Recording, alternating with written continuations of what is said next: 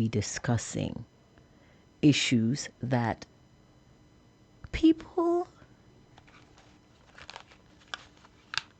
are affected by, but for some reason don't wish to discuss. But here on this platform, we do not shy away from these situations. Oh, no, no, no, no, no. If you're looking for the usual, running away from the obvious and not engaging in meaningful conversation, then you've come to the wrong place. Also, if you're expecting propaganda, if you're expecting half-truths, if you're expecting a doctored version of the facts, sorry, we don't serve that here on Hardtalk. What we can bring you are the facts with an air for accountability, transparency, truth, and integrity. Sadly, these are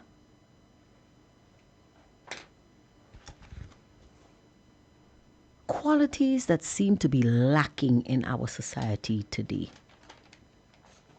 I don't know why that is, and I don't know why people expect it from our platform.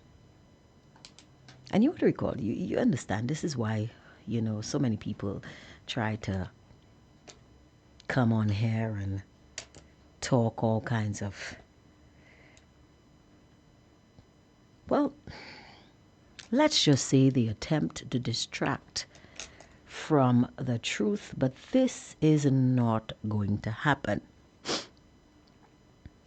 So once again, we're going to take the time today to examine the true state of the nation, the true state of our economy, the true state of crime, the true state of healthcare, and the true state of everything else. Join me as I take a deep dive into the inner workings of our country. But before I do so, I would like to send special greetings, special good afternoon to a number of St. Lucians, right-thinking St. Lucians. I love saying that phrase, right-thinking St. Lucians, who understand the assignment. So, those of you joining us, my loyal listeners, contributors, those of you joining us on the Facebook platform, thank you for joining us. Thank you for being here. Thank you for contributing to the conversation. Those of you who are tuned in to the Fire FM 107 link, once again, thank you for being here, for tuning in, and for lending your voice and your critical thinking skills to these conversations that need to be had, but that others tend to shy away from. Somebody on the Facebook platform is saying I'm locked in, and thank you to those locked in on the radio as well. Without further ado, you guys know we don't shy away from the facts here on Hard Talk. Yesterday, Monday, the 30th of March, Prime Minister Philip J. Pierre held the customary pre-cabinet press briefing. Now, I'm going to admit that I have not taken a listen to some of the things that the Prime Minister proposed in that forum. You do know that the pre-cabinet press briefing is the platform earmarked for the Cabinet of Ministers to alert the public on the happenings in the country. That platform is often used by cabinet ministers. I've noticed that there is a shift because quite recently I saw permanent secretaries lending the platform to voice concerns or to talk to the people of St. Lucia about the issue with snakes. A very pertinent issue and an issue that needs to be addressed. So I am very thankful that this opportunity was taken to provide the people of St. Lucia with these much needed facts. So thank you for that.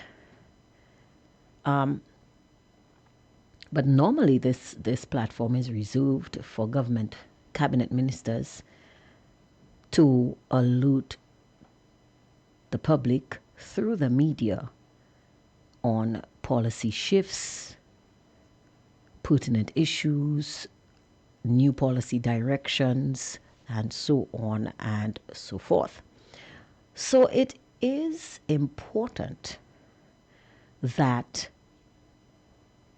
persons pay careful attention to what is said at the pre-cabinet press briefing.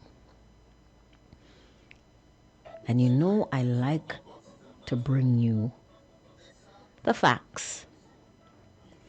I like you to get the information straight from the source, because that way you know exactly where it's coming from, you know exactly what is said, and you can make up your own mind about what is happening. There's no cut and paste, there's no doctoring. It's coming straight from the root. We're tapping the vein here, guys. So we're bringing you live and direct the remarks, questions, and new policy directions, updates, whatever it is that the government of St. Lucia would like to share with the people. In that regard,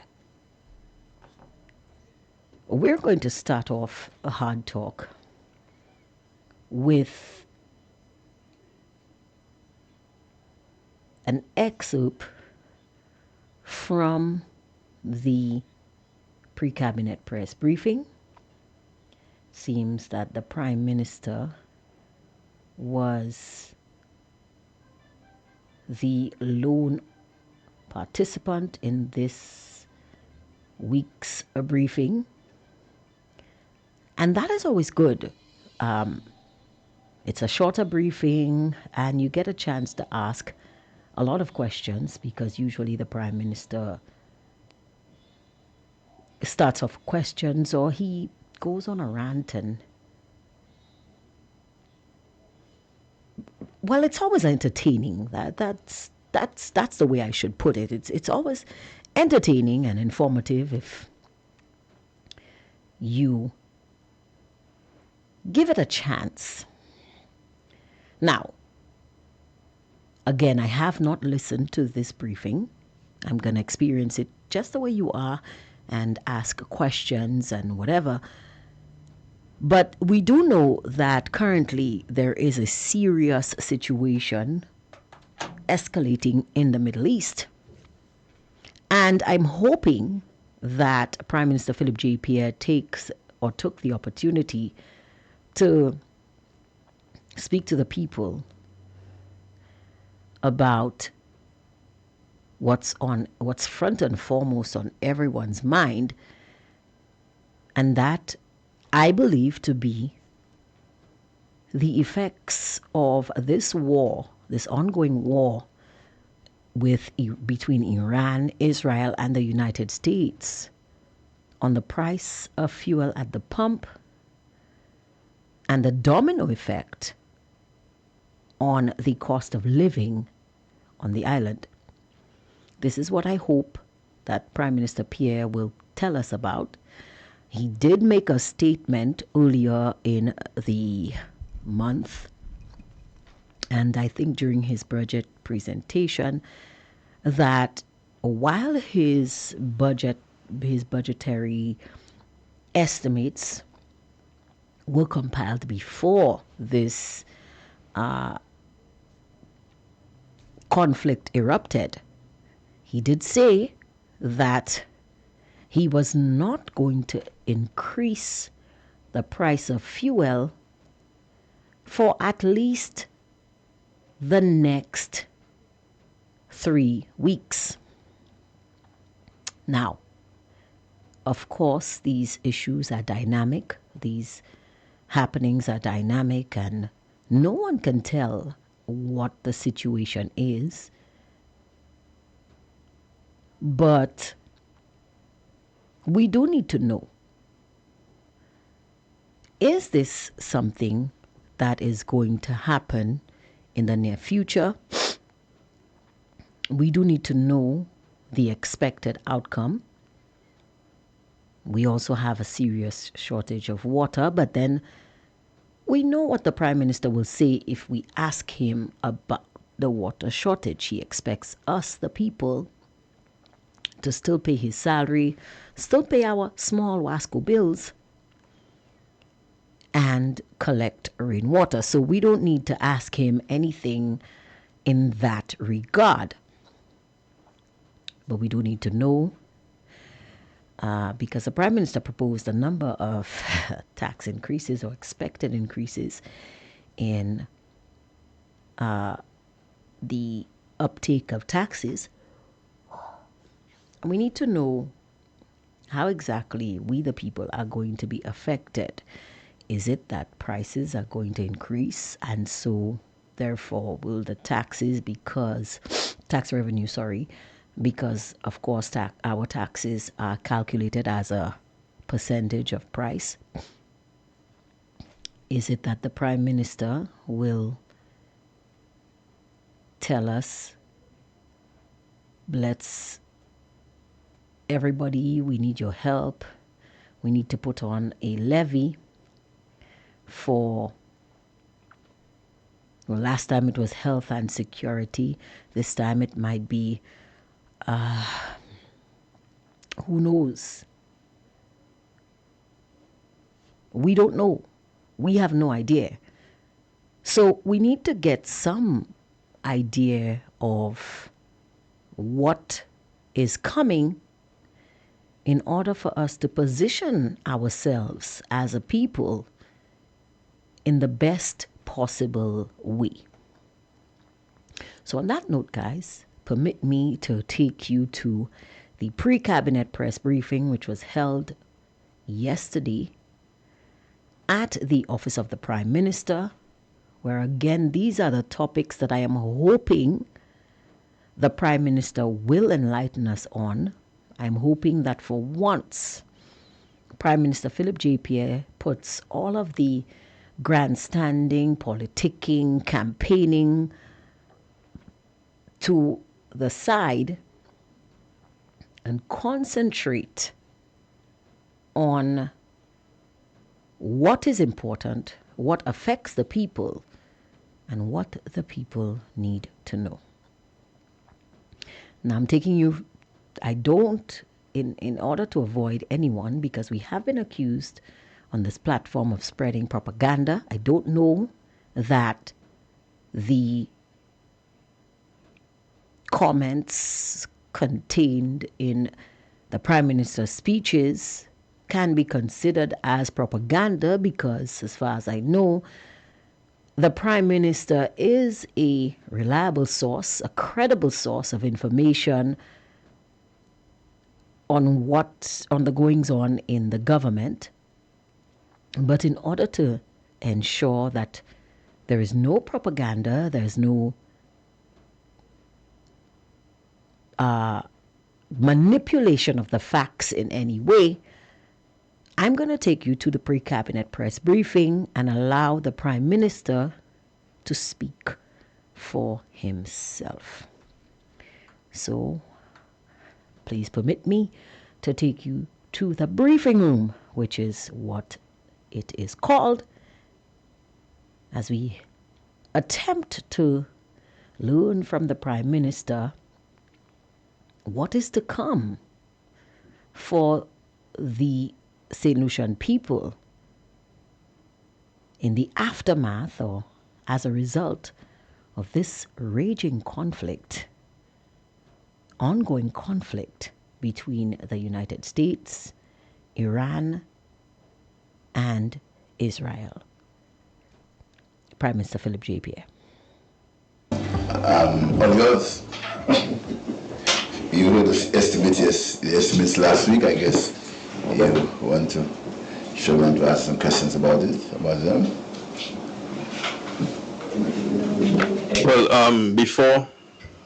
Well, not only estimates, but I wasn't there last week. But I heard that there was some conversation about the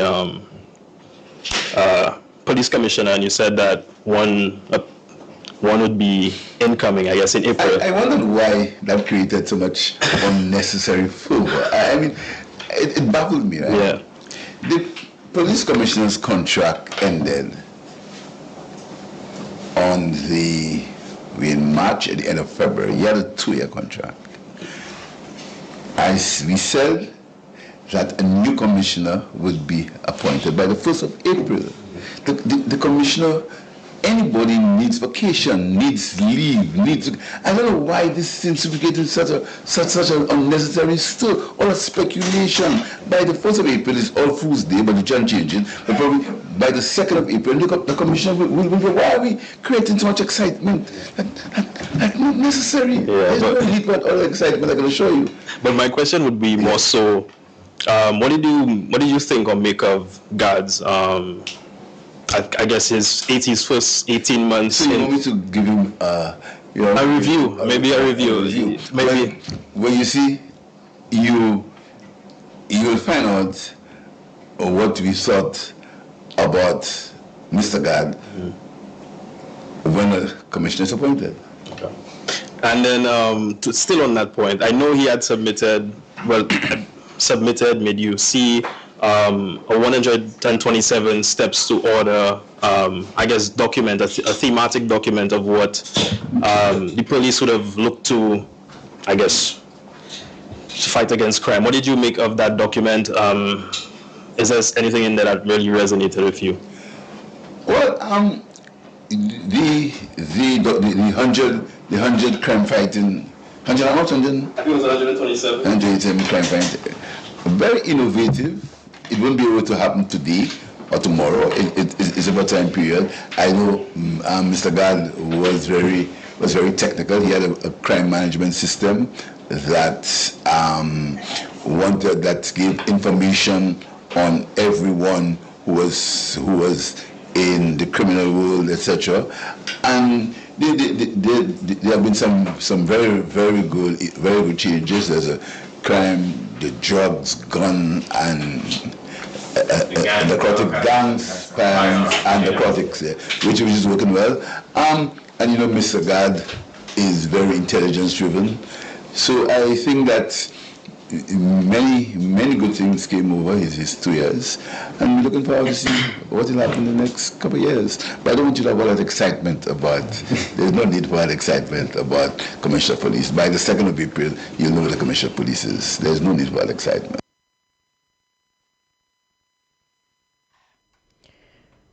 Guys, I really tried to give the Prime Minister a chance, but it seems to me that Prime Minister Philip J. Pierre, what do I see? Can I say that I am surprised by his remarks? No. I can't say that, because I am not. Instead of speaking to the people seriously, because the appointment of a commissioner of police is a serious issue. It is a matter of national concern It is a matter of utmost importance. But once again, Prime Minister Philip J. Pierre just seems to want to play around.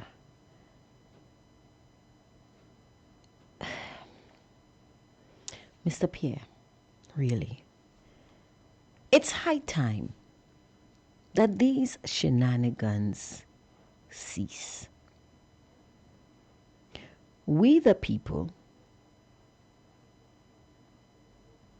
we demand a straight answer when it comes to the Commissioner of Police.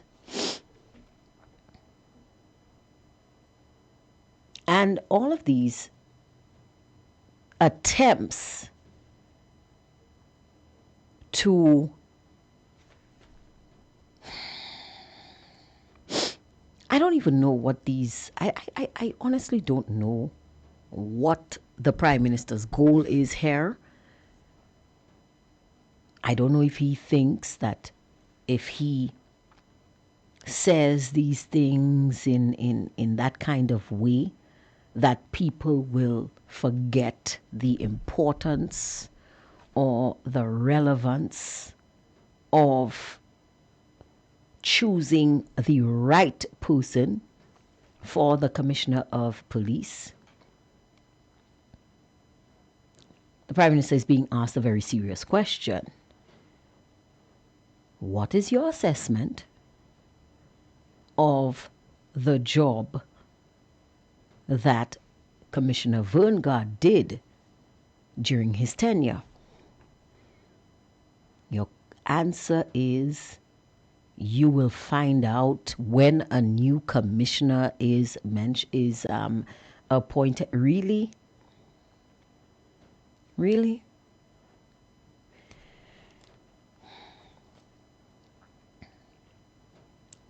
You're being asked. St. Lucia is, it's almost as if the Prime Minister does not realize that St. Lucia is going through a serious spike in criminal activity.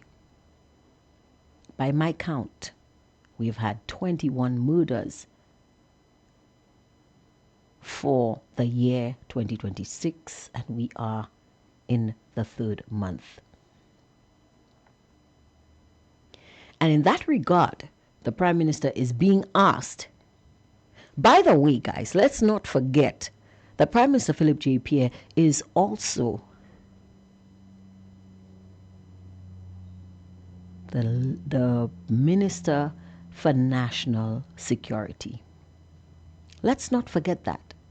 Let's keep that fresh in our minds. Prime Minister Philip J. Pierre is the Minister for National Security. So when he is asked, what do you think about the proposal by the police commissioner to combat crime? And he answers, what is it? As if he has absolutely no idea. He hasn't a slightest clue as to the fact that this plan even existed. Need I remind the Prime Minister? He is the Minister for Justice and National Security. Both of these portfolios are an integral part of law enforcement. And as such, a proposal drafted by the Commissioner of Police to combat the exacerbated crime problem that we are experiencing in St. Lucia should have been top priority. But the Prime Minister, for some reason, sounds completely clueless, out of his element. You would swear that the Prime Minister was being asked about the European Commission's plans to provide refugee status to Iranians resulting from the conflict. Something that's totally out of his element, something that he shouldn't know about at all. What's going on? Prime Minister Pierre, I know it's only been 5 years, but this is the start of a new term. Can you please take the governance of this country seriously? It's only fair. It is only fair.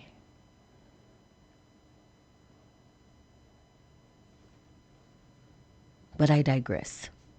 It's not my place to lecture the Prime Minister on how his job should be done. Let's go back and see what he has to say.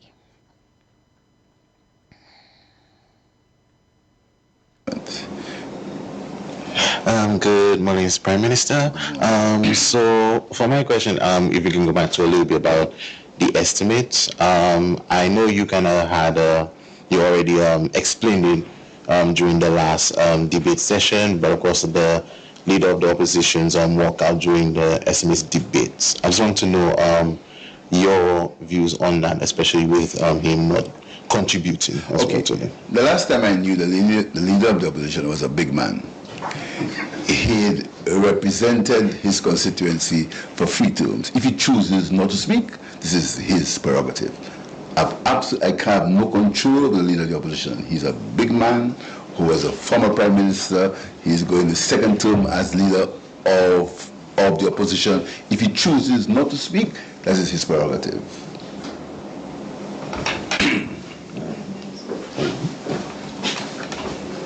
Good morning again, Mr. Prime Minister. The gun amnesty program in February, 7 days, no guns were turned in. What's your take on it as Minister for National Security? If you notice, I never said anything about the gun amnesty. I don't get involved in operational matters. The police will have to answer that question. I don't get involved in operational matters. I've never mentioned anything about gun amnesty. I don't know anything about gun amnesty. The commissioner and the police, they have their own policies, they have their own strategy, and you should not see because one gun wasn't collected, it was a failure. I don't think that's right. Not because of physical, I mean, from my own layman's point of view, I don't think because a gun was not given up, that it was a failure. I really don't think so. I think we have to wait a while to see. You see, this thing is a very complex, and this gun situation is very complex. Some people have illegal guns, they think to protect themselves. It's a very complex situation. You know, we look at these things as if it's black and white. You know, there's shades of gray in that situation. I don't think it's fair to the police to see that it failed because one gun was not collected. I don't think it's fair to them. Let's wait and see what are the repercussions. Are you kidding me? Are you kidding me? Did the Prime Minister of St. Lucia, the Minister for Justice and National Security, did this man just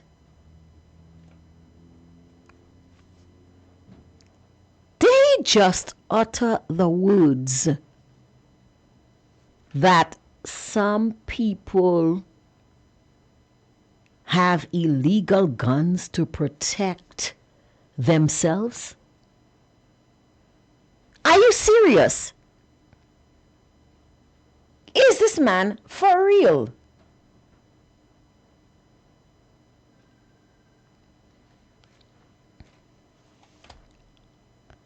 I don't even know what to say.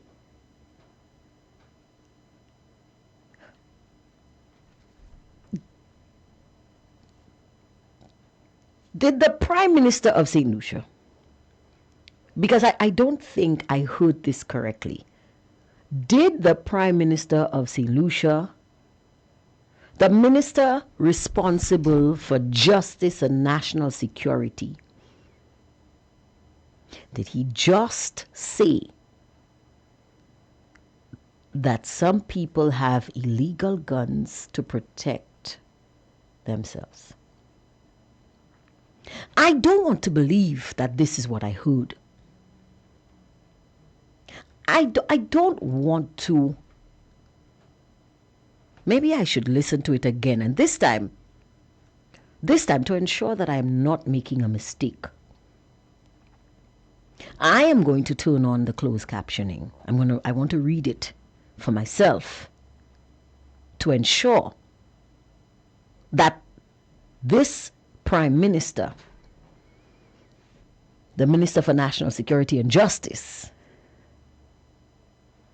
in the midst of an escalation in crime, a proliferation especially of gun violence, that this Prime Minister did not make a statement that can be construed as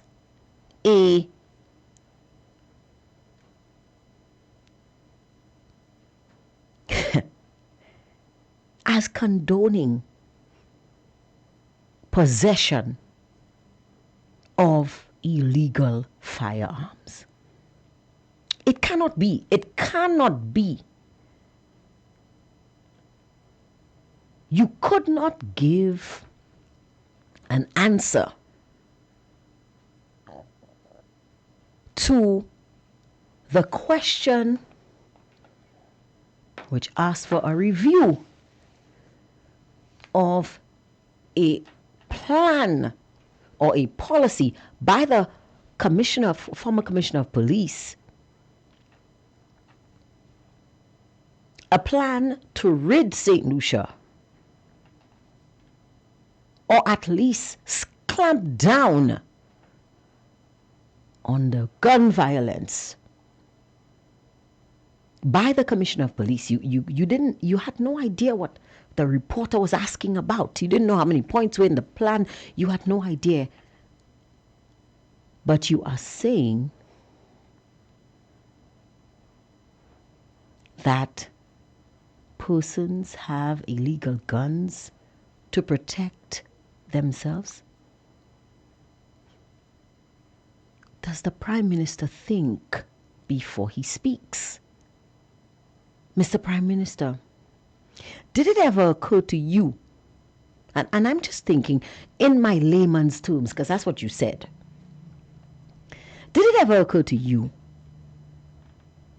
as the Minister of Justice and National Security, in charge of policy decisions to keep this country safe, did it ever occur to you that maybe, just maybe, the fact that individuals would need or would feel the need to have illegal guns to protect themselves is an indictment on you?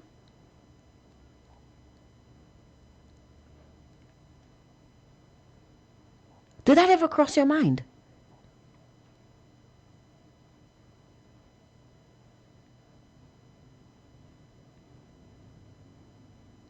Did that ever cross your mind?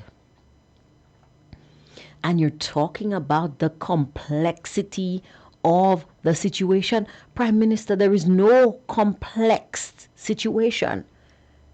An illegal gun is an illegal gun.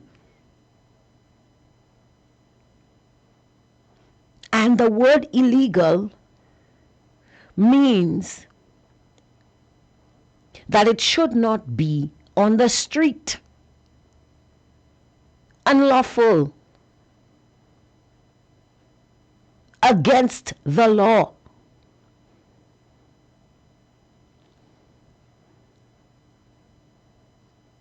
How can you make such a statement without fully grasping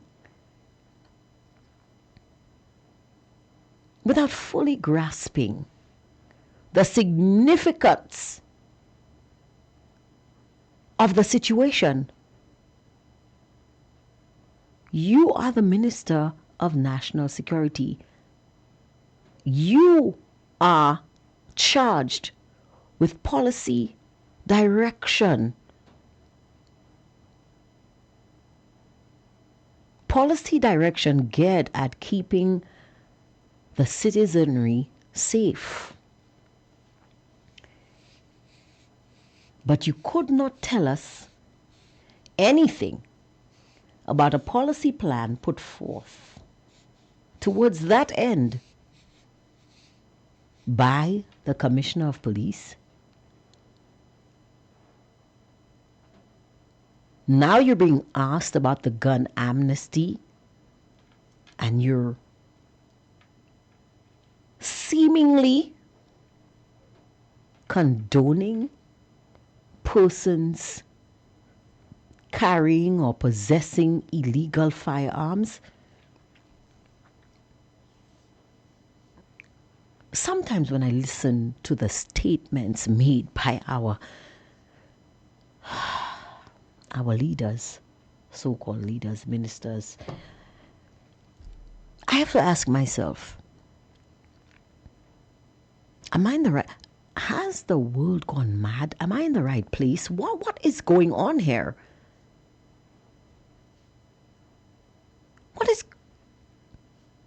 What was the Prime Minister thinking? So, you are the leader of this nation. I know that you've given yourself more work this time around.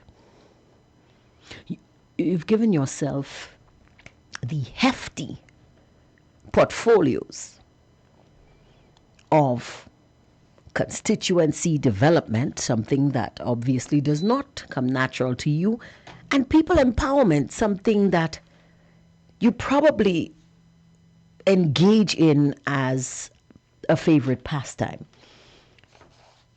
I'm not sure the decision to make these two things actual ministerial portfolios was the right decision, because they seem to be taking away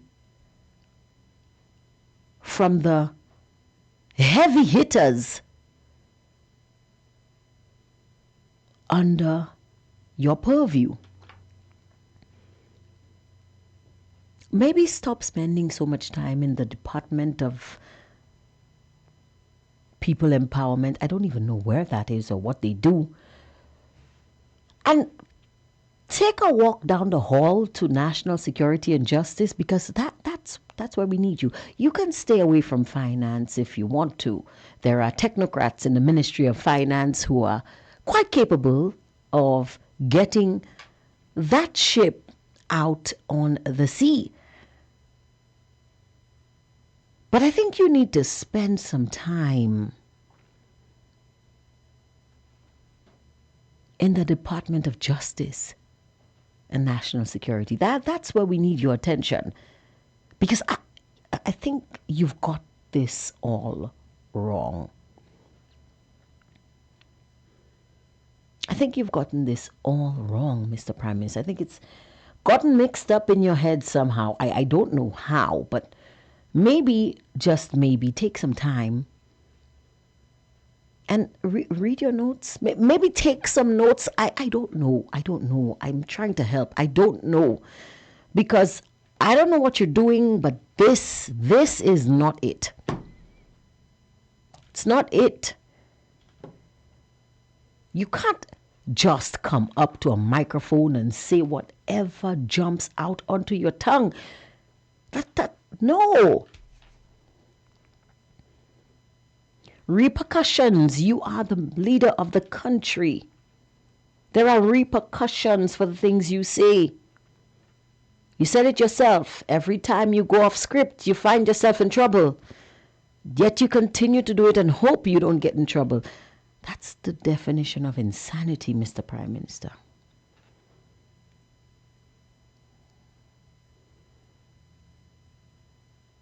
Now, I know a lot of you want to talk about the leader of the opposition. And we will talk about the leader of the opposition in a minute.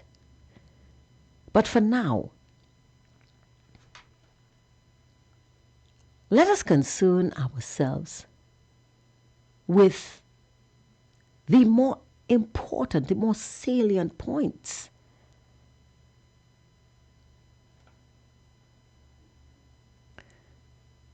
The Prime Minister continues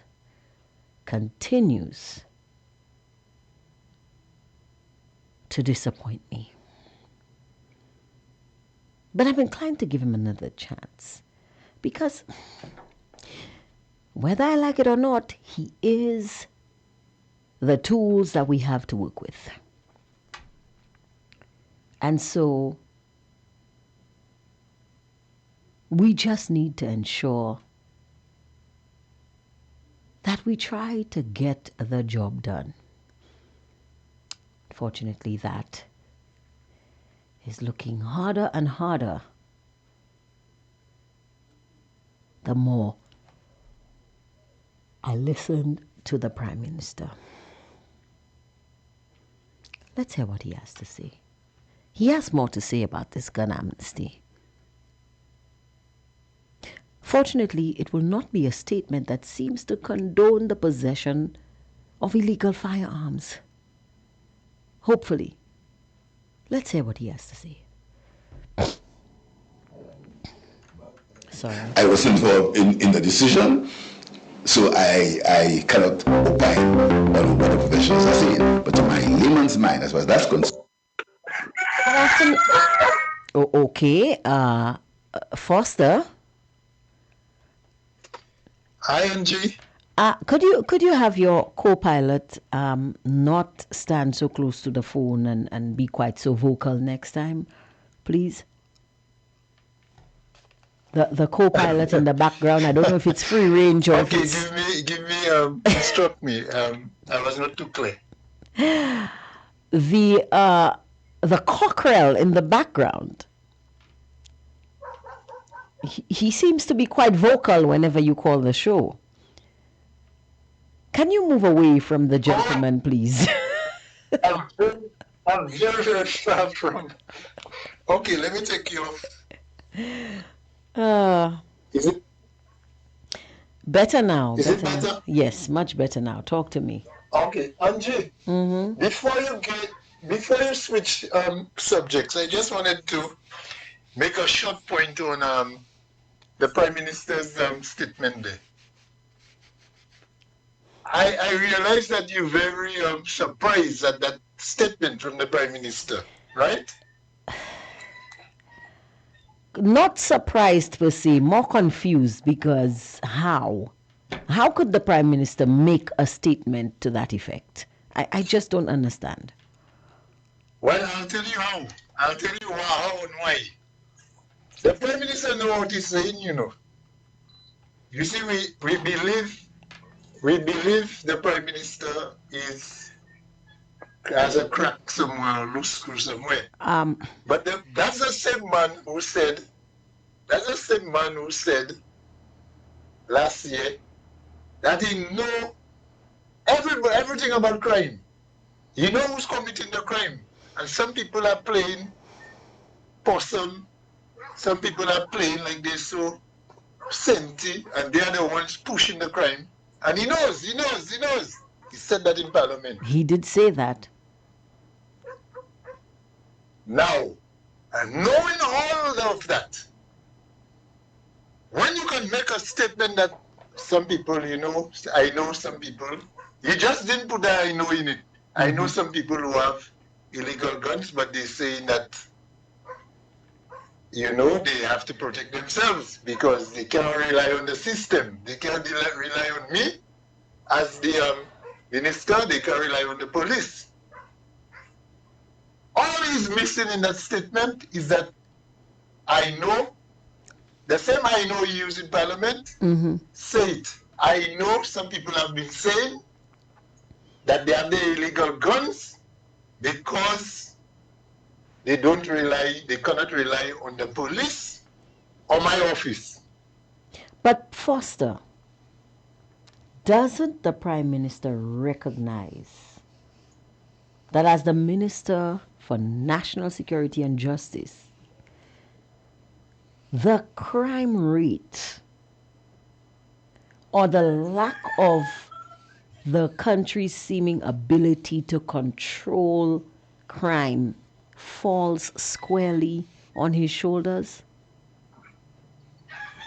He is the one who is tasked with providing policy direction. So that means that is his policies that are not working. Doesn't he recognize that?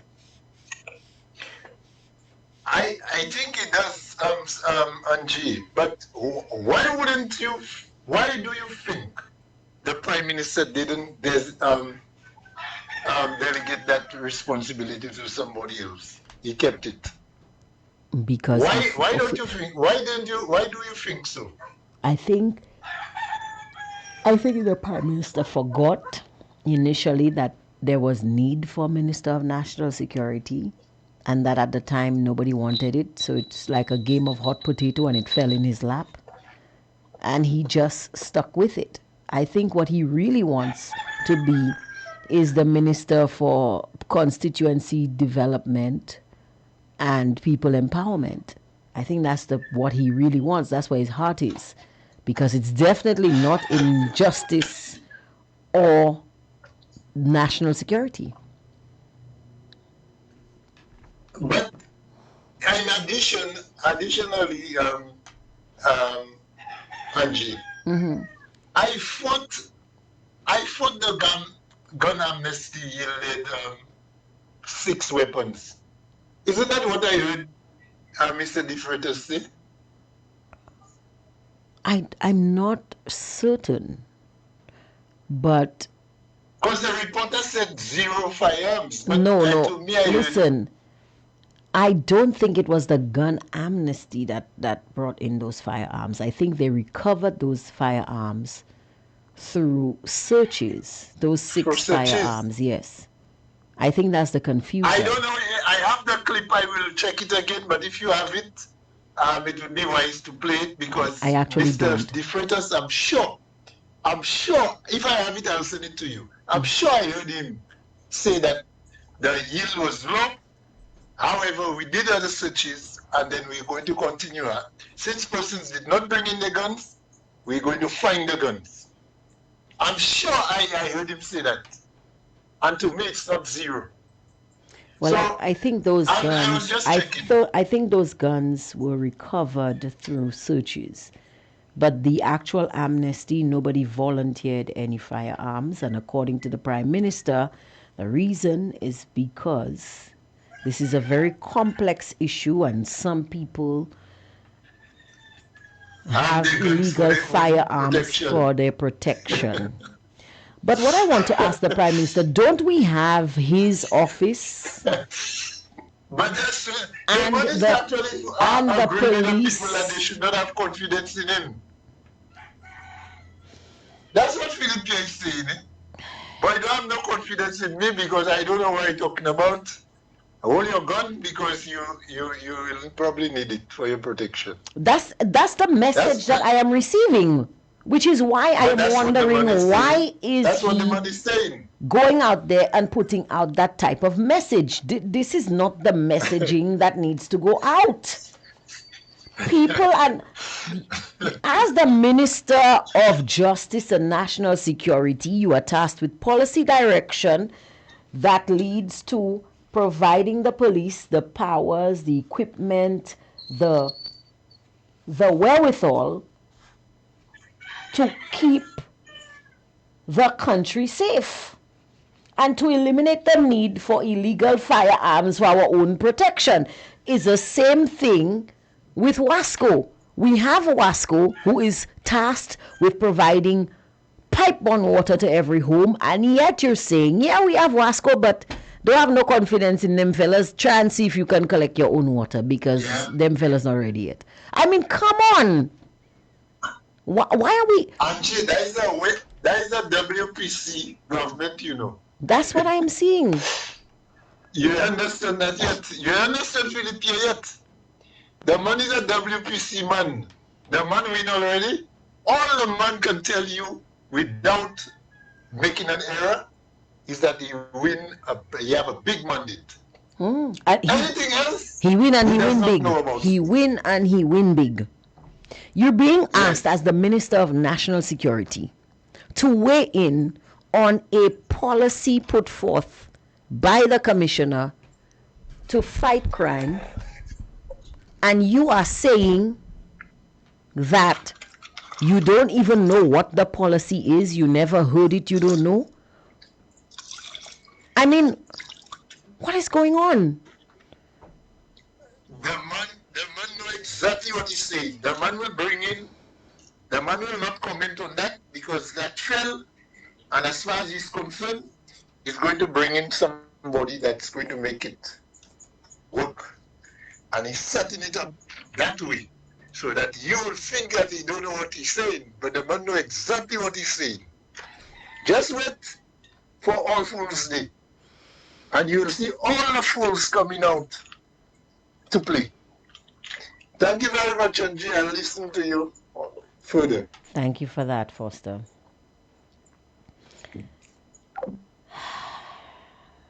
Well, our resident inspector of police says just wait for All Fools Day. That's the day that the fools will come out to play. That actually rhymes. We have some people on the live, of course, making their voices heard. Somebody's saying here, of course, Philip, the gun amnesty was a failure, and you as a prime minister is a bigger failure to the country. Somebody says, when St. Lucians choose a clown, what you expect to get is a circus, and that's it. Somebody says, illegal guns to protect themselves. Did I hear properly? Another says, my Gorgor Prime Minister. Somebody saying, I'm just tired of this PM. Another says, that is what you heard, Angie. Another says, Angie, that's what he said because I heard it on Newspin. Another says, the Prime Minister is a joker. Somebody says, laughing my butt off, Pierre. None were recovered, but it was successful. Another says, wow, wow, St. Lucia, what is going on with this man? Is it a rumbobo you guys have as your prime minister? Because listen to this, what this man gave as his answer. I believe he took a shot of red wine. Wow, oh wow. I don't think red wine has the ability to... Never mind. I'm just going to read these comments. Somebody says, so the reporter couldn't ask why the 3 government MPs didn't speak. It's Alan Shastney walking out of the house he wants PJP to talk about, forgetting that PJP disrespected the then speaker when in opposition and walked out of the house many times. We will come back to this topic, but I think the topics surrounding our national security and the state of our economy and the effects on the cost of living by the conflict in the Middle East are simply more pertinent. But we will come back to this issue of the House of Parliament, if only just to put it to bed. Somebody says, Philip J. Pierre is not a prime minister.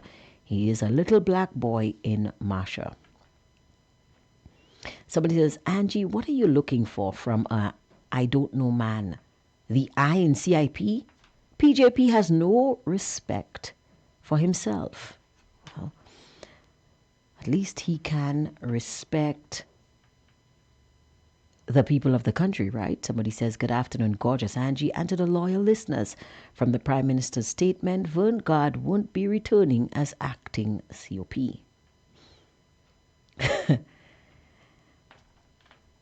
Well, he was confirmed as the Commissioner of Police. He was no longer acting. He had a 2-year contract, if you recall. Somebody is saying, Foster, tie your yard foul, please. I hope you're listening, Foster. Somebody says, remember the man say he knows how the criminals, so he knows exactly what he is saying. Somebody else is saying, hi Angie, greetings from Wales. I hope you are doing well. My sister, every time I listen to this incompetent Prime Minister, I can feel deep down inside that he is bringing St. Lucia down in the precipice. A question was asked of him. With the war happening in Iran with the United States and Israel, what steps are his government taking to prepare St. Lucians for the impact it could bring to the nation? His answer was, we can do better, grow what you eat, plant food in your backyard. There's more that I have to say, but I will not waste my intelligence listening to a comedian Prime Minister. Cardiff is cold, but I'm steaming. LOL. I know you will laugh as you're full of humor, Angie. PM Pierre just cannot lead. Full stop. I am pleading to him to pass the torch on to Prime Minister Alan Shastney to fix everything he and his cabal have destroyed. St. Lucia deserves and demands men of integrity, leaders, not followers, and stop making St. Lucia a laughing stock in the world. Angie, I thank you. Well, let's hope the Prime Minister is listening and he takes your advice. But again, I think that is another policy that he will know absolutely nothing about. Somebody says, I thought the PM was being briefed every day. It looks like the only briefing he gets is newsspin. Somebody says, so if the gangsters have their own firearms for protection, who is to protect the ordinary man and woman, boys and girls? Well, I don't know. The Prime Minister did not specify who the individuals were that had the firearms for protection. And again, that's another question I think the Prime Minister should respond to.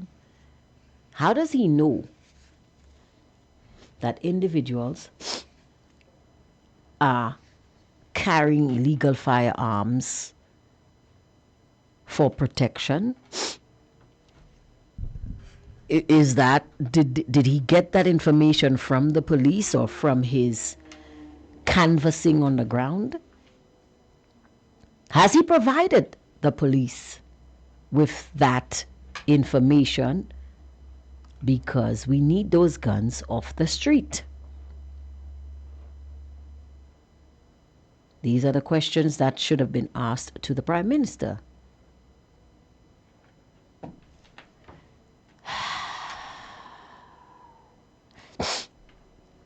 Finally, somebody is saying, PJP is in charge of national security. He said that he knows who the ones are that are doing the killings. The killings are continuing and he's not doing anything to bring them down. Well, Mr. Foster has provided us with a clip.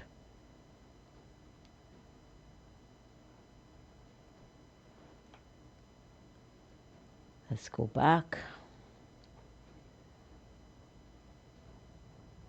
Let us listen to this clip. I think it is pertaining to the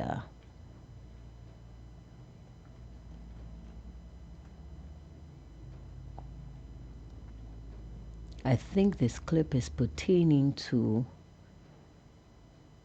the gun amnesty. And I think we should listen to it to find out exactly what is going on.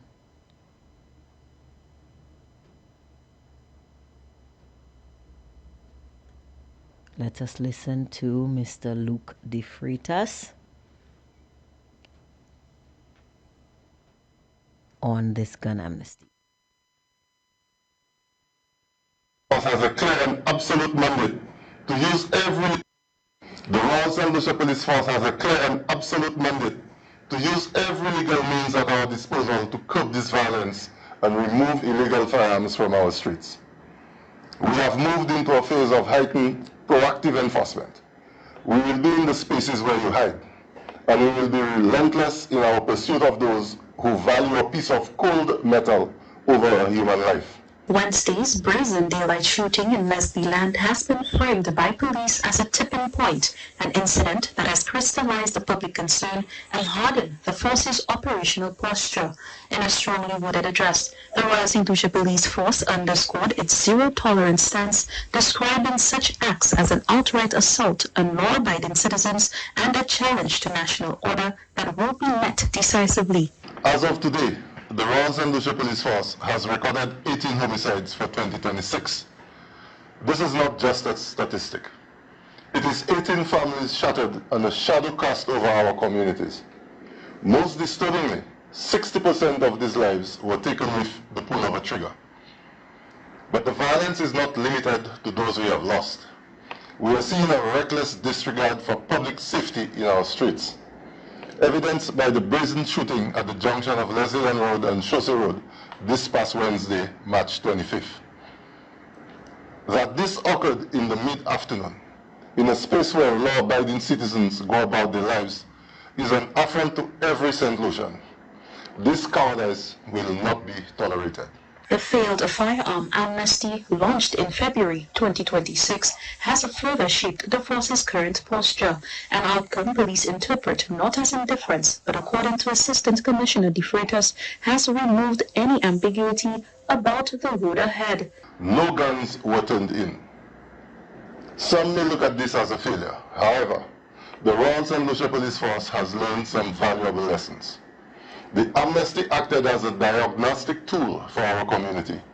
The fact that the bins remained empty tells us something vital.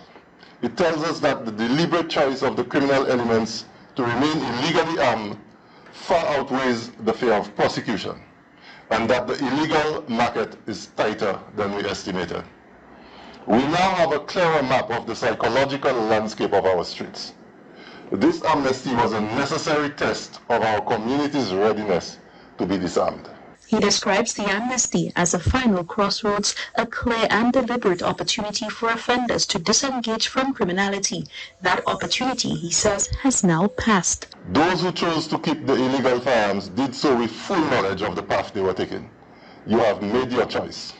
Now the Royal St. Lucia Police Force will make ours. Even so, the force maintains that it has not been idle. Targeted operations have already yielded tangible results, with illegal firearms seized and multiple suspects brought before the courts. The trajectory, officials insist, is one of sustained and intensifying pressure. Prior to the amnesty, the Royal St. Lucia Police Force had already seized 6 firearms off our streets. Since the amnesty ended and our grace period closed, we have moved with renewed intensity, seizing a total of 10 additional firearms. We didn't need the criminals to hand them over. We went and took them. Our net is closing. What follows, according to the High Command, is a phase defined by assertive policing, an extension of operations aimed at dismantling criminal networks and restoring a sense of safety across communities. To those responsible for those attacks, do not mistake our previous calls for peace as a sign of exhaustion. We are not repeating ourselves. We are notifying you that the grace period has long expired. While some may think the operative impunity, let the record show our progress. 9 homicides have already been solved this year, and 15 individuals were pursued, arrested, and are currently facing the weight of the law for these crimes. A further 3 individuals will be charged today, Thursday, 26 March. To those still holding illegal weapons, put them down now or prepare to face the full unyielding force of the state, we will no longer ask, we will act. The Royal St. Lucia Police Force has a clear and absolute mandate to use every legal means at our disposal to curb this violence and remove illegal firearms from our streets. We have moved into a phase of heightened proactive enforcement. We will be in the spaces where you hide, and we will be relentless in our pursuit of those who value a piece of cold metal over a human life. At the same time, senior leadership has moved to reinforce morale within the ranks, commending officers on the front lines and assuring them of full institutional backing as they carry out their duties. To the brave men and women of the Royal St. Lucia Police Force, as you step out into the front lines, do so with your heads held high and your resolve unshakable. You are to have no fear in the execution of your duties. The senior command stands firmly and unequivocally behind you. As long as you act within the law and in the defense of this nation, you have our full support, our protection, and our gratitude. We have given the criminals the chance to walk away. Now it is our job to ensure that those who refuse that chance face justice. The amnesty was the final warning. The 16 seized firearms are just the beginning. The mandate is clear. We will reclaim the peace in St. Lucia, one illegal firearm at a time. The overarching message for the Royal St. Lucia Police Force is clear and deliberate. This is the end of negotiation. The period of warning has expired, and enforcement will now proceed with precision, consistency, and resolve. Reporting for the Hot 7 TV News, I am Jasmine Duncan. Well,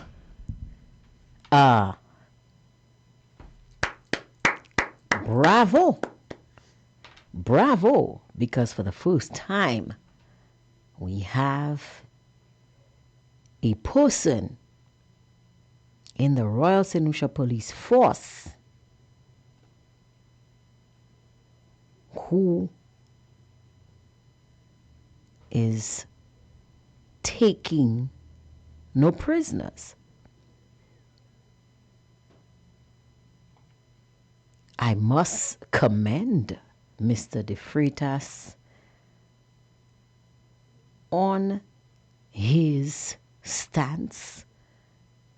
This is how a police commissioner or well, shoot, I am so proud of this gentleman. I understand now why he deserves this medal, because he has shown what the Prime Minister and Minister for Security doesn't want to show.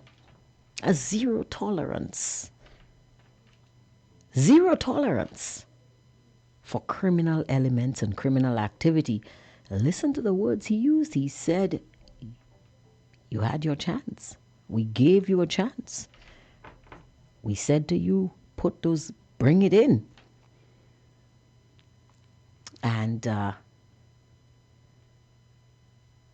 you chose, you have a call on the line, Mr. Chico. Angie, I just called to let you know that I did mention that, made that error last night when I mentioned the 6 and the 10. Right, so you have That's why I thought the amnesty yielded 6. No. He said yes. prior to the amnesty. Yeah, but Chico, I heard this man speaking, and I thought for a minute there I was listening to you. Well, he's trying to be like me. He's following your example. But this is not the first time that I've heard Luke De Freitas say in no uncertain terms that we are not going to tolerate this foolishness any longer. No more kids' gloves. Yeah. Do what you're supposed to do. Yeah, he's a tough talker, I know, but let's see if they can walk the walk. Well, but he's a man, I believe, if he stays in that position, he will kick a lot of butts. I need him no buts about that. I need him to I need him to come back on contract after his retirement leave. I need this man around, you know. This man That's what I see understands. yesterday. Yeah, he understands the assignment. He understands the assignment. And he's not But shy. Angie, it goes back to what the Prime Minister, you realize he said, he used the same phrase that the Prime Minister used, that the criminals have the view that they will hold their guns to protect themselves. He said that too. Did he? I didn't hear that. Yeah, he said it. So that's a bad sign, that the criminals decide, boy, they will hold their guns, irrespective of how much the guns narcotic unit come in knocking at the door. They will hold their guns, That's a bad sign, boy. Anyway, do your show, G. I listen to you, man. Good show, as always, as usual. Thank you for that. All right. Yeah. Well, if the criminals are afraid and think they need guns to protect themselves, that can mean one of two things. That they are afraid that the guns, firearms, and narcotics unit is going to come for them, or they're afraid that other criminal elements, that the state is way too violent and other criminal elements are looking to take them out. I think we need to figure out which one it is, but again, that is the job of Mr. Luke de Freitas and the top brass of the Royal St. Lucia Police Force, and they, as the implementing body, seem to be serious about cleaning up our streets. I would just really want to see the same from the Prime Minister, but it's not coming. The Prime Minister continues to disappoint me. I give this man a chance every week to say something that gives me some sort of hope, and I just can't find it. Somebody says he knows where all is coming from because he read the impacts report. Somebody says, Foster, they didn't win the elections big. They stole it and buy it big. That's why he can't stop talking about it. Somebody says, automatically he's asking everyone to get our own firearms for protection because he can't do it for us. Somebody says, the PM knows all the bad boys. Another says, Angie, don't worry with mate. A lot of words and no actions. Somebody says, you heard Mr. God, although they got no amnesty guns. Well, I need to stop you right there. That was not Mr. God. That was Assistant Police Commissioner Luke de Freitas, not Commissioner Vern God. Yes, although they got no amnesty guns, they went to take the guns. How many he got? We need canine dogs. There are too many guns in the country.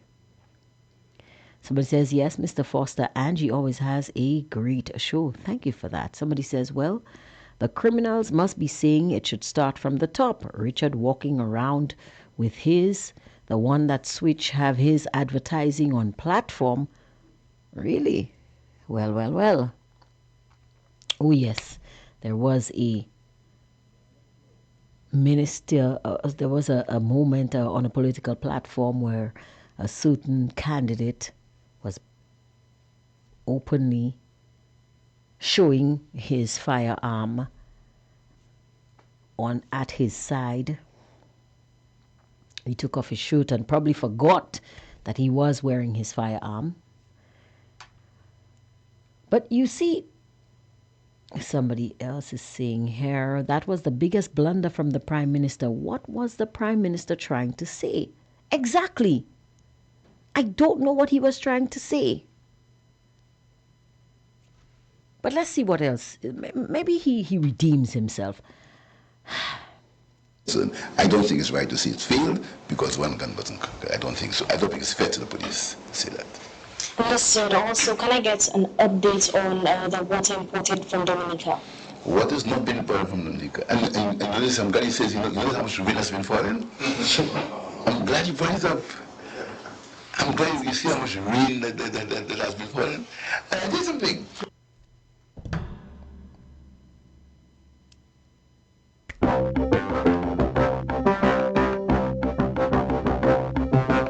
Saved by the bell. Good afternoon to you, caller. You are on the air. Good day, Angie. How are you? Hello, are you there? Can you hear me?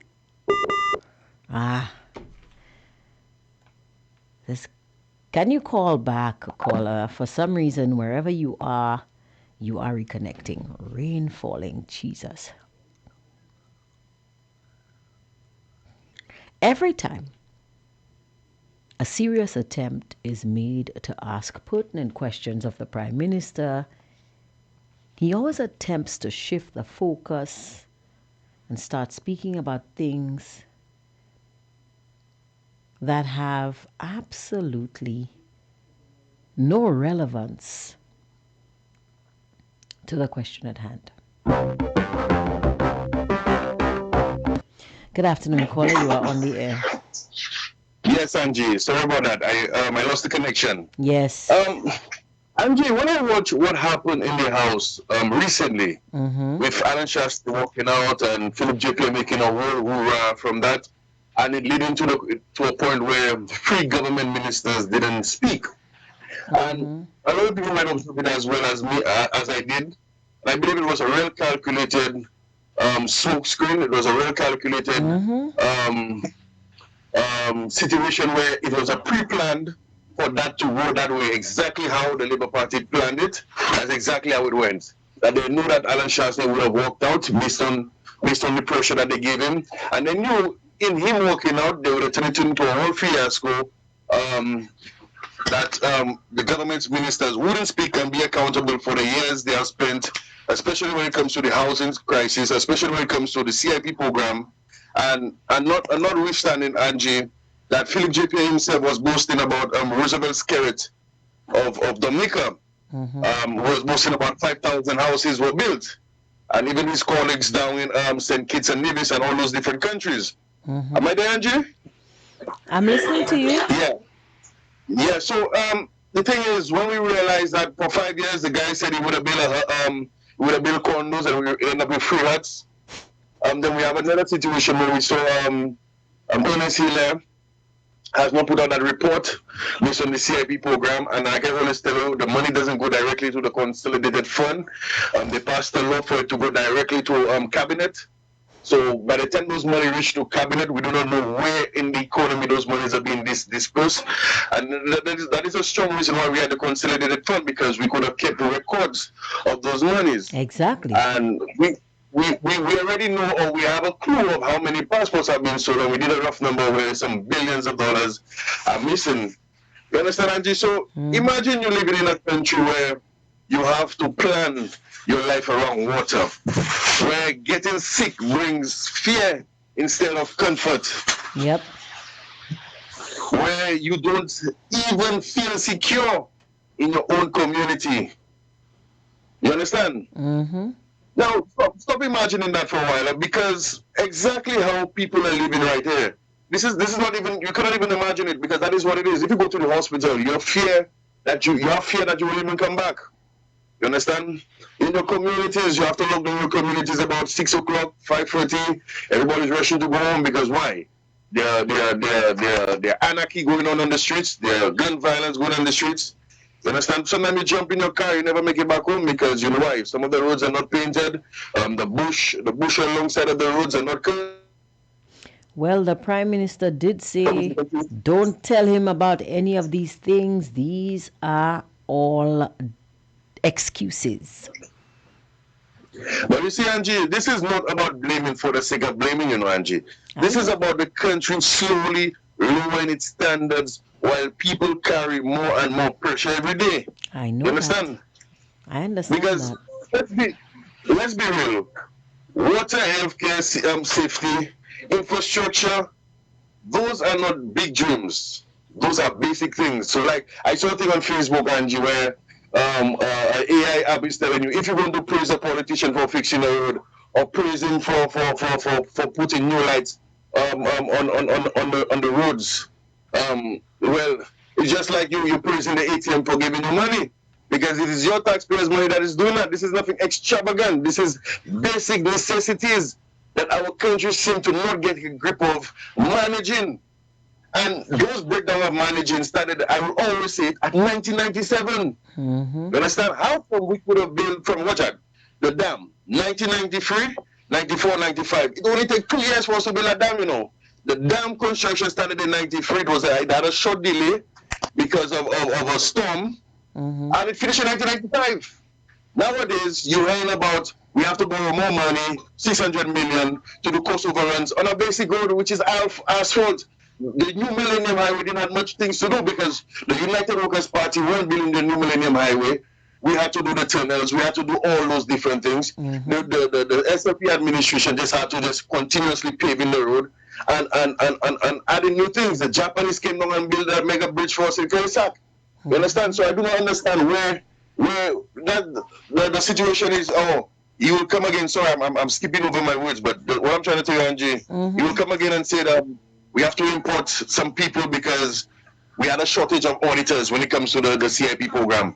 A vast country of 180,000 people. We have to we delay our CIP and the CIP report for 3 years because we have a shortage of editors, and it is so delicate when it comes to numbers and those different things. I'm saying to myself, but brother, how complicated could it be if we say we are a country that is a progressive, if we say we're a country that is not dependent? You see, Angie, that is why it all boils down back to my mantra, and I'll always stick by it. When I tell you the fundamental things that hold up a society together, whether it's water security, food security, healthcare, housing, all have collapsed. Or if it has not collapsed, we are just managing a decline. That's what those guys are doing, managing a decline and not managing nothing prosperity. And you are not wrong about that, caller. You are very correct, because every time you look at it, you see the same things. Politicians who believe that they can fool a nation by simply just spewing any sort of garbage from their mouths, and the people will accept. And when you look at Philip J. Pierre, listen to the comment that the gentleman made just a minute ago. The Prime Minister was asked about the gun amnesty. What was his take? He said that we should not look at the gun amnesty as a failure just because guns were not turned in. That persons, it's complicated because some persons have guns to protect themselves. Really? You are the leader of a nation. We are in the midst, listen, we are in the midst of a gun crisis. It doesn't matter how you look at it, caller, this is a gun violence crisis. The last thing, exactly, the last thing you need to do is to seem to condone this kind of behavior. These guns need to get off our streets, and that is that. But the man is from Marsha, and the man have the mentality just like a Marsha man. A Marsha man will be saying, boy, if I give up my guns now, the state cannot even protect itself. If you must don't come and protect me from a rival community, come in and execute our people in our communities. You understand? So the thing reached to a point where it is a tribalism kind of thing is happening in those communities, you know. You understand? If you're from, let's say, from Monidor, or you're from Graveyard, Wilton's Yard, or you're from Grass Street, and you know you have a war, or that's what they say in the streets, war with, let's say, Black Malay. You know, you not give up your guns, and then Black Malay not giving up their guns, and then the state cannot protect you in the state of reprisals and murders and those different things. So my point is, Angie, this thing that is happening, the white people didn't give up their guns. For me, it is a failure that the state itself cannot protect its citizens, and people are seeing that giving up their guns is just like giving up their life. That is when you're living in the belly of the beast, when you're thinking rational as not as surviving, because you might be an observer wondering, but why those guys are not giving up their guns? Why those criminals are taking to the streets? Lack of opportunity, fear that reprisals from different communities, and Kenny Anthony said it. There are politicians and businessmen who are facilitators of crime. And to this day, with the impact report, the police hands are tied because the police are still under sanctions from the lead law. That's true. So the real question is right now, Angie, are we going to keep adjusting to failure, or are we finally going to demand a country that actually works for its people? Because the 40-year run is there. Philip J. Pierre is just a representative of a dying system. The system is dead. It's just like a dead dog with the fleas that do not know that the dog is already dead and they're still sucking on the dog, which is St. Lucia. Angie, what I'm trying to tell you, Angie, this 40 years of destructive politics has come to an end. There's nobody to blame anymore. There's 10 years, those guys will be in office for 10 years. There's nobody to blame administration from since 2021. No matter how much they talk about whether water money, no matter how they talk about that, the problems are still there and the problems are still persistent. And we will not grow in the next 10 to 5 years because we are continuously taking resources to fix basic problems that should have been fixed 40 years ago. When you tell me we're spending billions of dollars to millions of dollars for a court case with Jack Grindberg with our seabed. 20 years later, our seabed caller, that situation has been sorted out. I think it was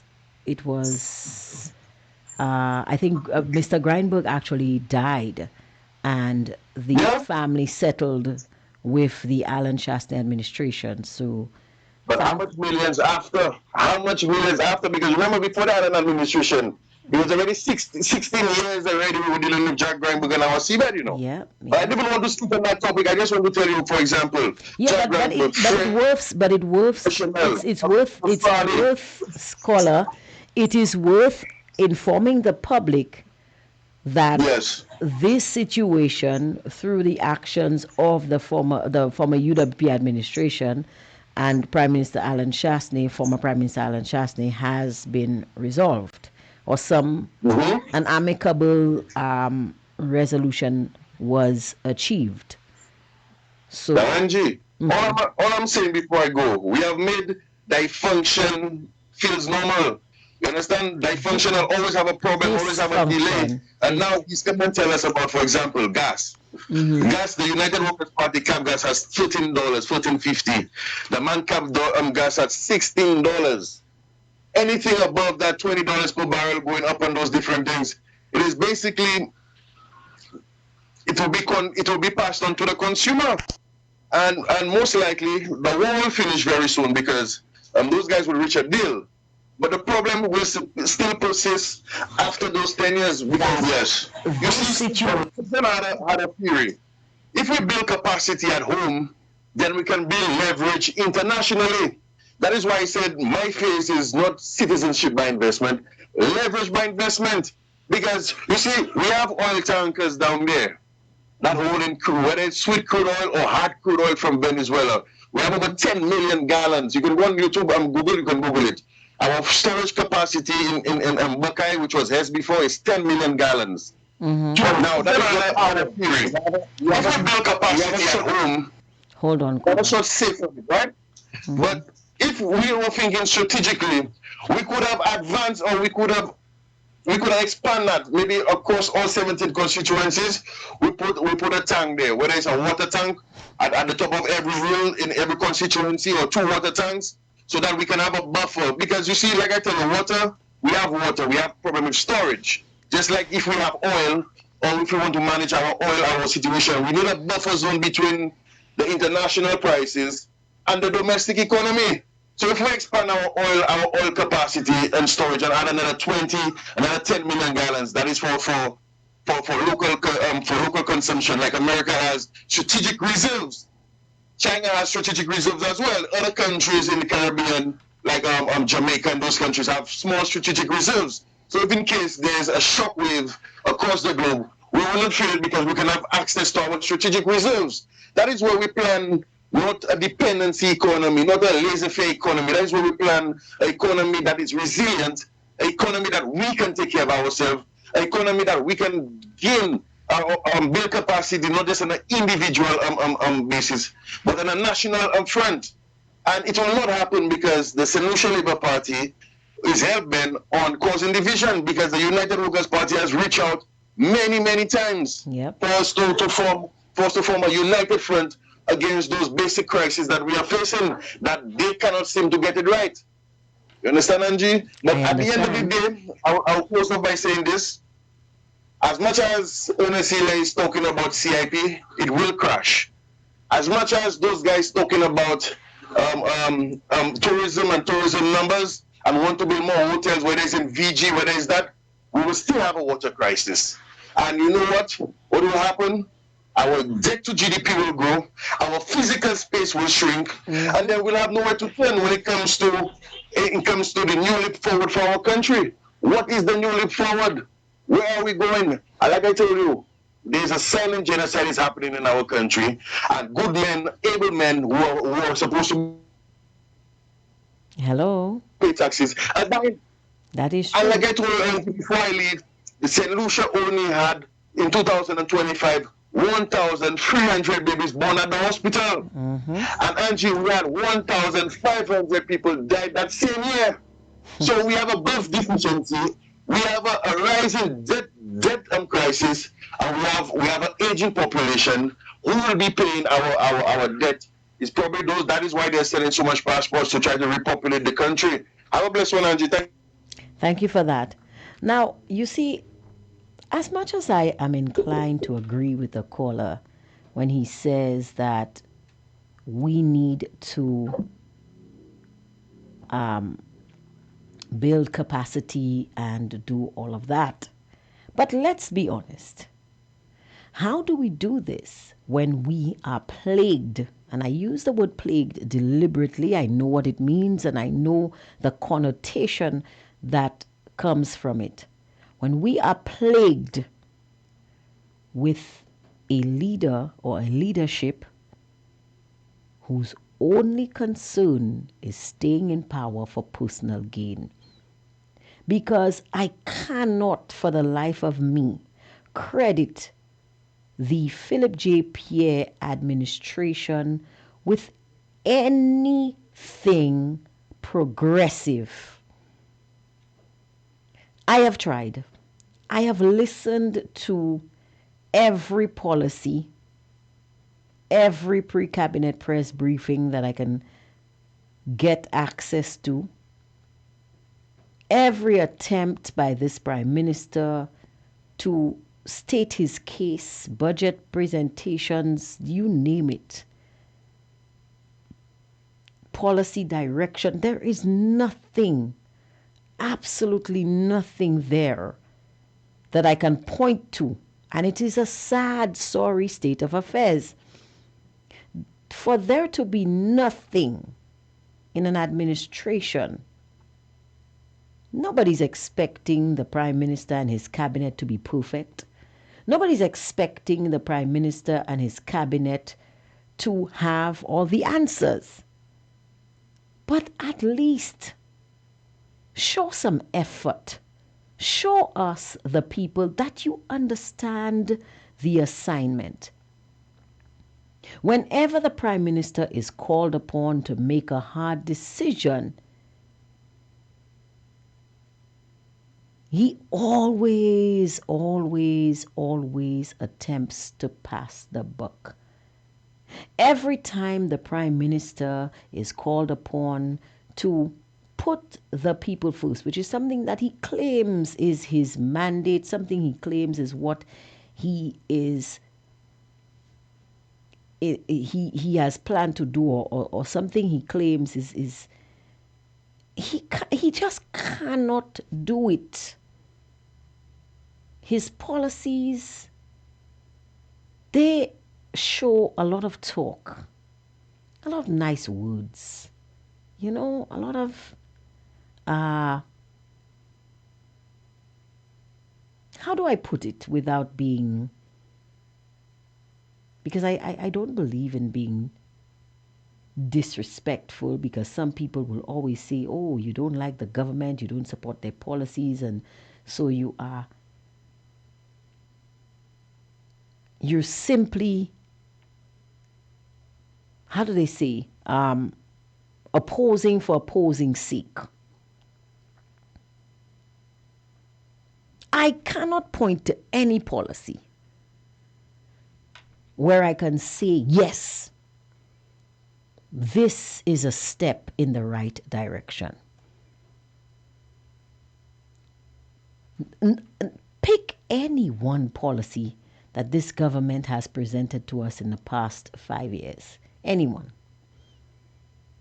From the beginning to the end. And there are fatal flaws in every single one. Even when the Prime Minister seemingly makes a forward-thinking choice, it is never fully, there's always something missing. Always something missing. Now, I agree with the caller. We need to build capacity. But how do we do that when we are plagued with leadership whose only concern is protecting the victory, whose only concern is their own well-being, whose only concern is to make themselves look good, to pass the buck on responsibility, and so on and so forth? How do we achieve it? Because we're not the policy makers. And we do not seem to understand our own power in this country. And there's another thing that we're not taking into consideration: the despondency among the populace. The feeling that it doesn't matter what you do, it's futile. Trying is futile. So, cut your losses. Because if you think about it, a lot of the people, a lot of the electorate feel that way. That it is futile expecting a government. And that's how they felt in 2026. It is futile expecting any government, especially this one, because they told you that the Alan Shastney government was the worst thing for St. Lucia. They came in and they did so much worse, pretending to be better, pretending that their worst was the best there is, and the best there ever was, and the best that there ever could be. They made you believe, or they made the electorate believe, that the Alan Shastney government administration was the worst thing St. Lucia could have done to itself. Then they came in and they did everything worse. And now the people have been brainwashed to reject the UWP government, but they still do not have what they need from this SLP administration. So the despondency has grown.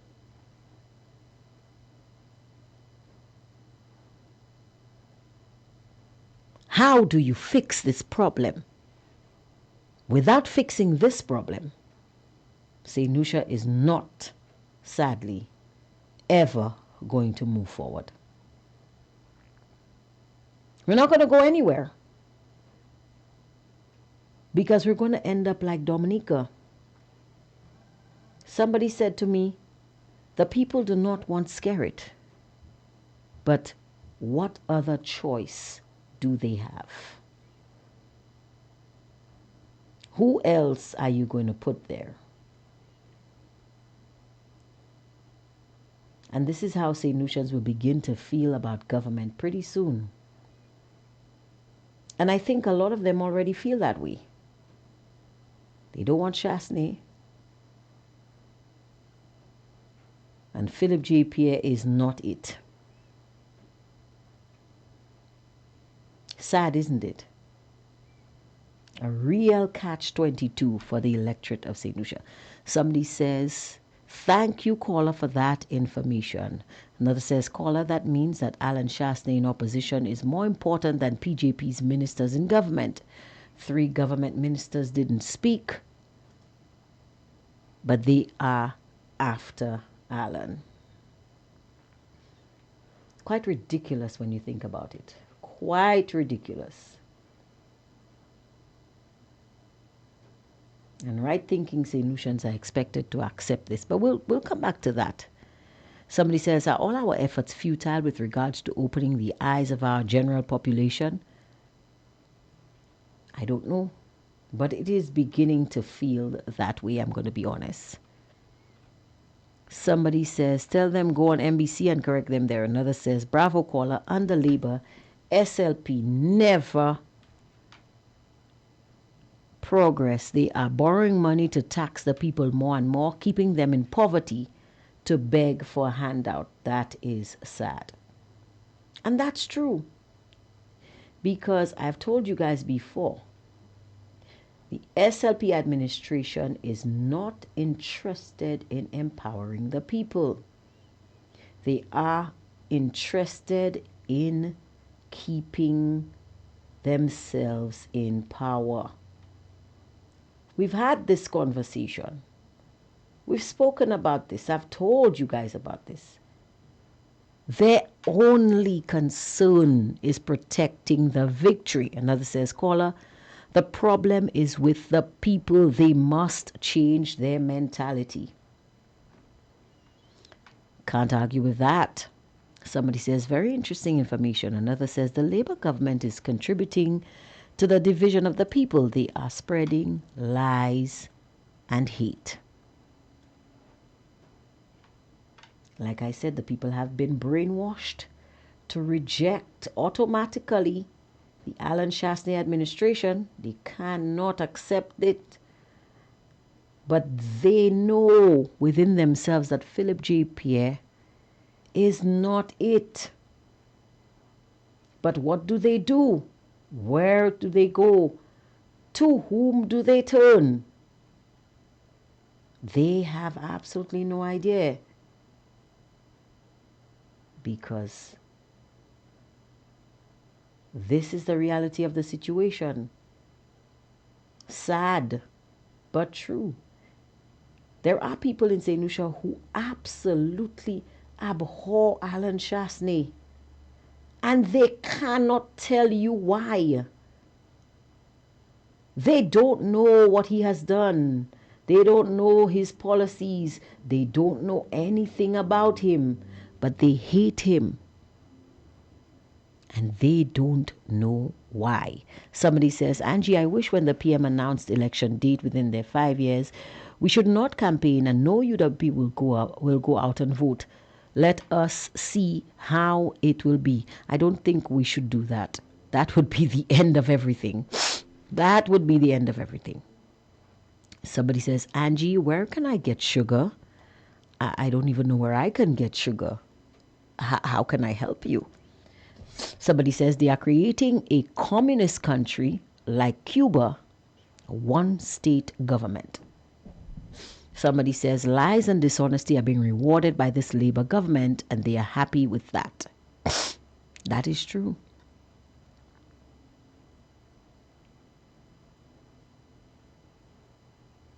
Somebody saying something that I don't understand right there. Another person says, today one lady, as I passed by the church and I said something, she said the government is working. So I told her, good for y'all. Somebody says UWP for progress and SLP for regression. And this is it. Well,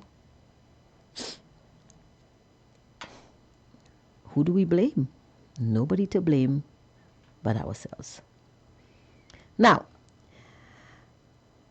I told you guys that I was going to address the situation with the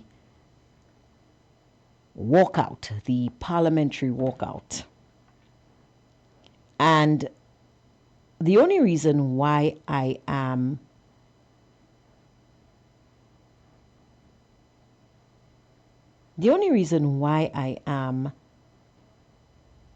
addressing this is because it needs to be put to bed. It really needs to be put to bed. People need to stop talking about this because it doesn't make sense. It really doesn't. But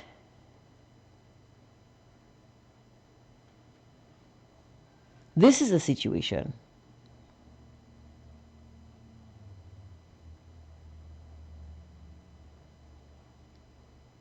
during the debate for the estimates of revenue and expenditure earlier this week. The Prime Minister, simply because they wanted a reason to shift the focus, they wanted to slide things under the door,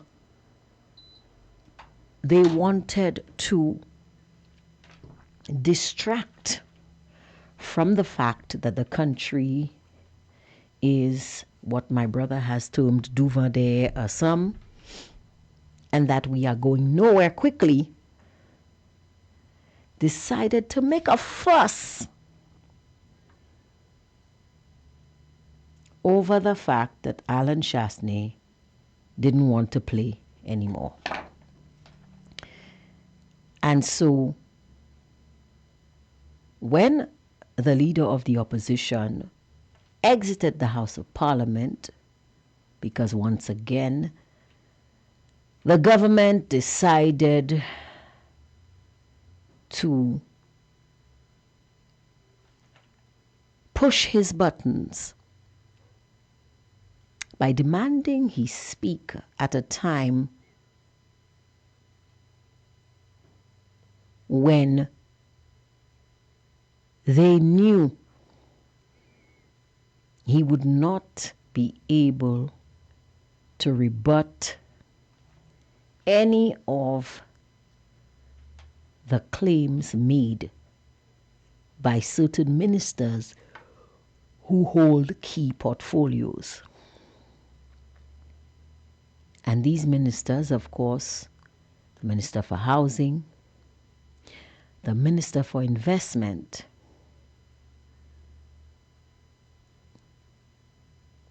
these two ministers, there was another minister who didn't speak, but I can't remember who that minister was right now, but the Minister for Investment and the Minister for Housing, these two ministers were expected to give an account to the people of St. Lucia, and the leader of the opposition, as is his right, should have been afforded the opportunity to listen to those remarks or these statements or these reports and ask pertinent questions and correct a lot of the misconceptions, misinformation, and propaganda and lies that pass for debate in the House of Parliament. But of course, that would not have been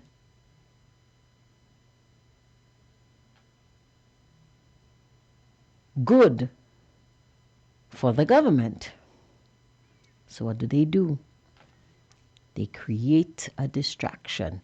They concoct a piece of political prestidigitation. And then the Prime Minister goes off on a rant when Alan Shastney rightfully walks out of the House of Parliament and refuses to participate in their reindeer games. Now, for his part, Alan Chasney chose to respond to the Prime Minister, who accused him of being disrespectful to the House of Parliament. And I really want to know why it is the Prime Minister even thought of that. Like what were you thinking? What were you thinking? I mean, that makes no sense. Well, it doesn't make sense to me as a right-thinking solution, but I am sure that it makes perfect sense to the Prime Minister to pander and pontificate and make a lot of noise because he simply wants to shift the focus. So he goes on a rant, appeals to his pace, says that the leader of the opposition is disrespectful, and that gets carried in the news, overshadowing the fact that the CIP reports for several years are yet to be tabled in the House of Parliament.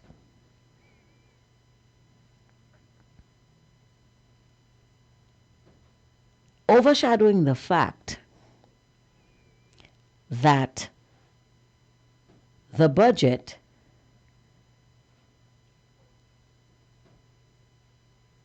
signals the need for the country, for the government to continue to exacerbate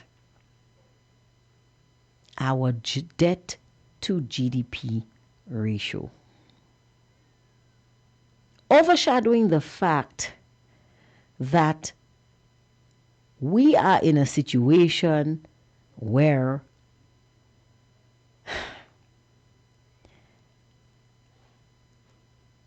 the country is being run aground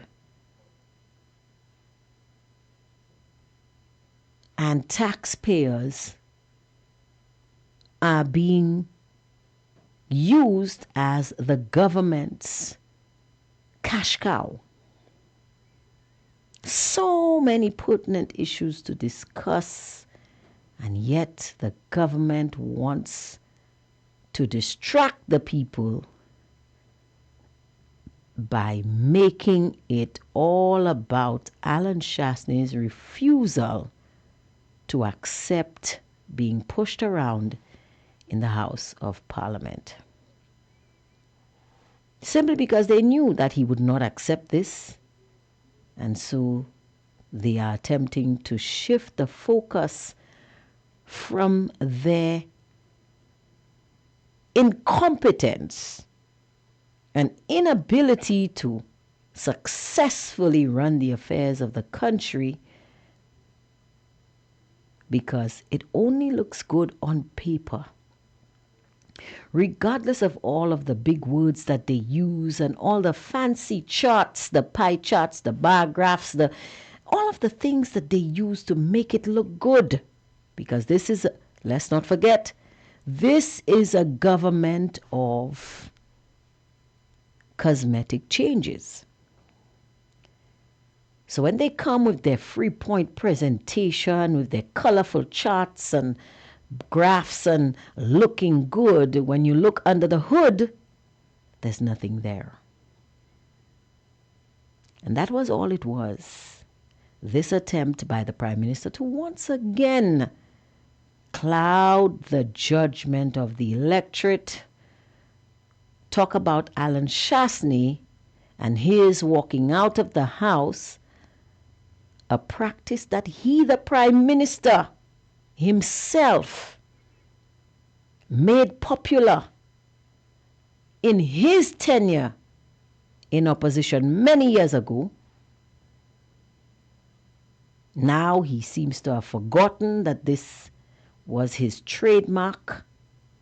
And everybody remembers this infamous clip with Prime Minister Philip J. Pierre, then in opposition, deliberately disrupting the House, saying to the then Speaker of the House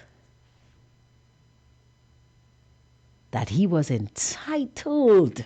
Listen to the words he used, entitled to speak when he chose. But today, he has forgotten, conveniently, I believe, that what is good for the goose should also be good for the gander. And so he has chosen for political expediency to pretend and do what he always accuses people of, forgetting the history. The Prime Minister always say, know your history, the history, the history. All the while pretending to forget his own history and his shenanigans, which, by the way, he should know by now do not work. And he should probably quit while he's ahead, but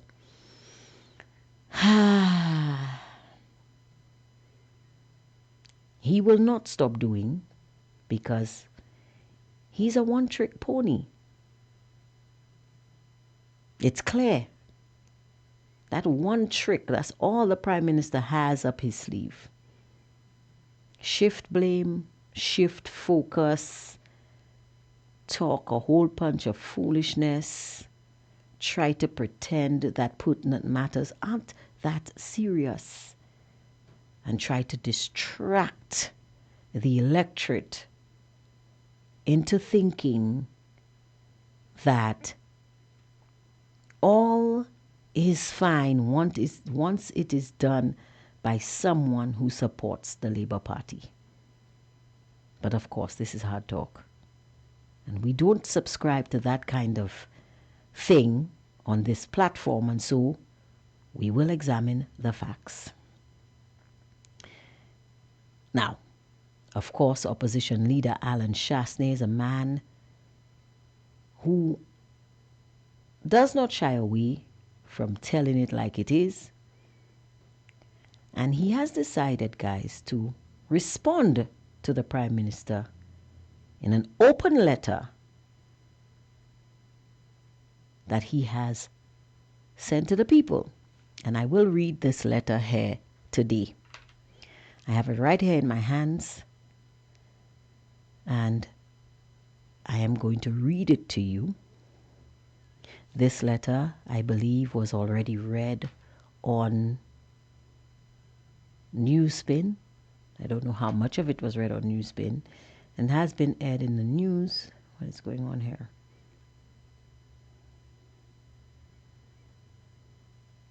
So we're going to read this letter because guess what, guys? Alan Shastney, in an attempt to clear the air, penned this open letter, and then Prime Minister Philip J. Pierre, or the SLP, I don't know which one, they've come out with a rebuttal, because guess what? This is where they want the electorate's focus, on shenanigans, not on truth. But they forgot. This is Hard Talk. And we don't subscribe to this kind of thing. We don't negotiate with terrorists. So let's read the letter. And this is an open letter to Prime Minister Philip J. Pierre, published in the public interest. It reads thus. Prime Minister Pierre, every dollar your government spends, every debt your administration takes on, every tax your administration raises, ultimately it is the people of St. Lucia who pay for it, not you, not your cabinet. It is the working men and women of this country who have to shoulder that cost. And critically, the only person in the parliament whose constitutional duty it is to serve as a check on your government and stand between them and an unchecked government is the opposition. In this case, it is I, as leader of the opposition. This is why your actions in the parliament last week during the debate on the estimates were an attack on the people you claim to serve. You chose to close the budget debate, preventing 3 of your own ministers from taking the floor. Ministers who have the responsibility to oversee money borrowed in the people's name, increase or cut the services the people depend on, and who carry an obligation to report on every dollar of public money spent under their respective ministries. You took that accountability away from St. Lucians, and this is not the first time you have done so. It is a pattern, Prime Minister, and patterns reveal intent. It is also worth noting that in the process of closing the debate as you did, the leader of the opposition did not get to provide a rebuttal to the government's presentations. You have also told the public that I refused to speak. I wish to correct that misrepresentation clearly and place the truth on record.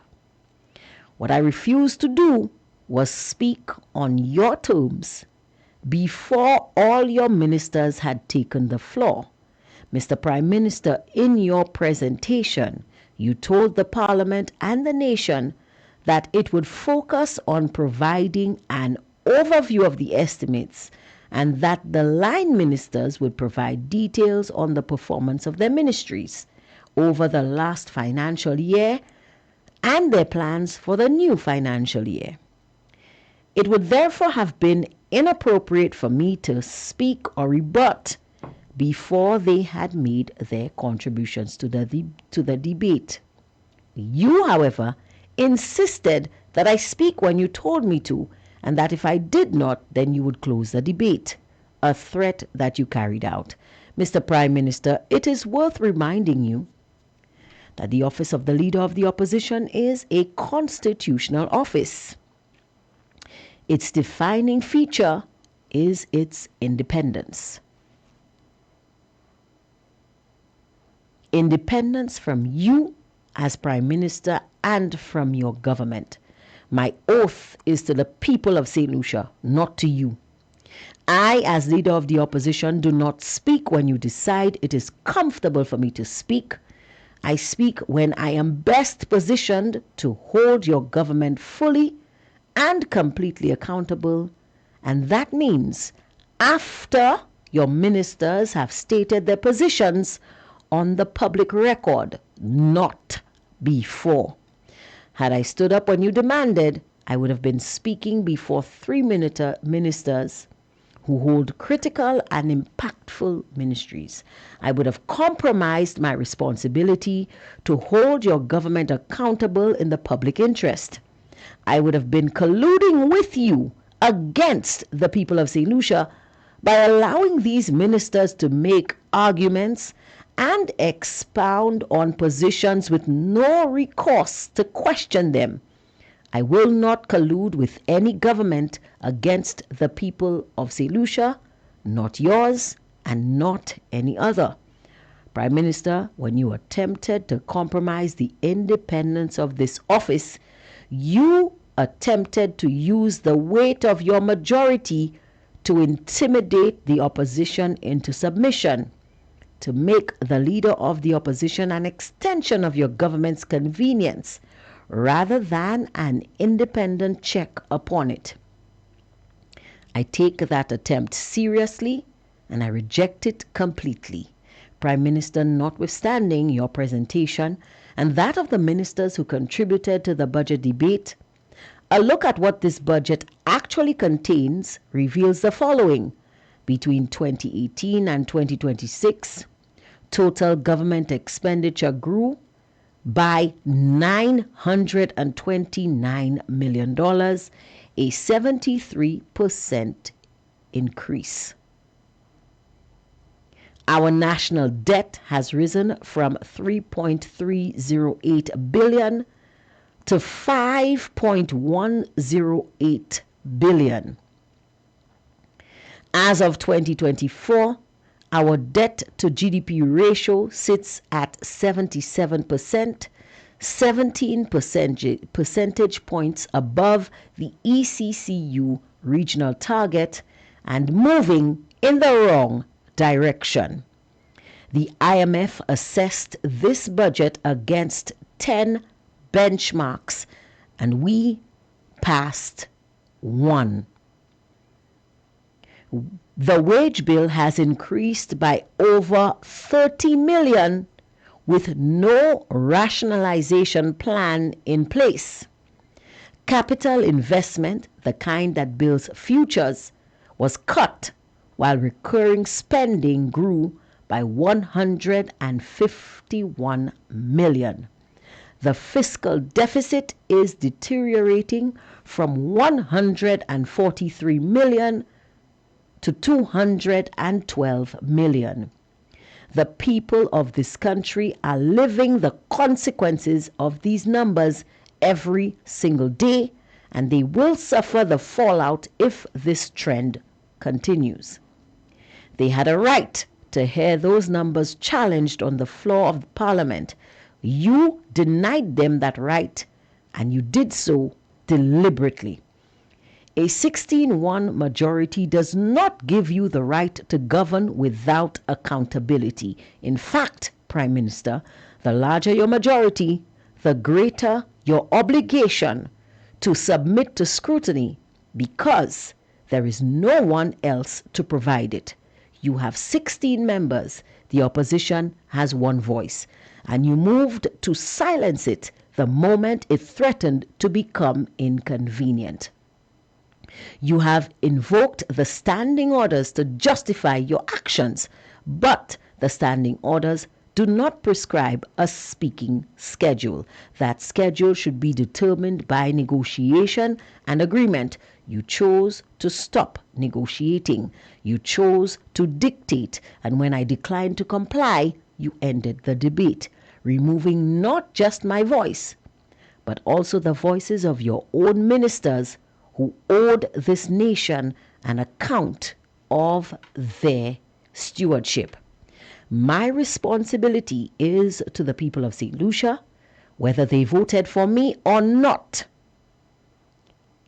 particularly those who did not, because they need to know that even a one-seat opposition will stand in that house and ask the questions the government does not want asked. The policy debate is coming in April, Prime Minister. I will be there, and I will be prepared and ready. And I will ask every question you tried to prevent me from asking. The people of St. Lucia are watching, and they deserve better than a government that makes a landslide victory. A government that mistakes a landslide victory for a license to govern unchecked. Respectfully, but without apology, Honorable Alan Shastney, Leader of the Opposition. So there you have it, folks. Respectfully, but without apology. I love this. I love this. You see, the Prime Minister should have learned his lesson by now. This foolishness is not going to fly with the leader of the opposition. He does not negotiate with terrorists, which is exactly what the Prime Minister attempted to do, to terrorize the leader of the opposition and by extension, whether or not you agree, the people of St. Lucia. Because whether you agree or not with Alan Shastney's stance, you are affected by the Prime Minister's actions. And here's the thing. Personally, guys, I don't believe the goal was to prevent Alan Shastney from speaking. I believe the Prime Minister's goal was to prevent his ministers, the same three who did not take the floor, from taking that floor at all costs. Why? Because they would have had to answer to the people of St. Lucia, and I strongly believe they did not have the requisite answers, or those answers would have revealed a bigger problem within our government. And so as to protect the victory, the Prime Minister employed this piece of political prestidigitation and prevented those pertinent questions from being asked. Now, of course you know that they will attempt to make Alan Shastney the bad guy. They know very well that Alan Shastney is a man who stands on principle and does not turn away or shy away from making the hard decisions. So, of course, the SLP has provided a rebuttal, and this is it. I'm taking it to you guys because, you know, accountability, transparency, truth, and integrity. We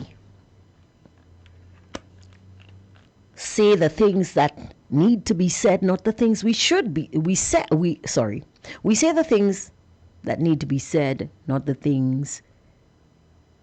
Never mind. I've lost my train of thought. Let's read this letter. Maybe it'll come back.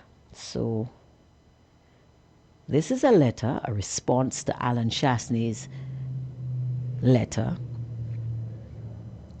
by the SLP, of course, because they have to protect the victory.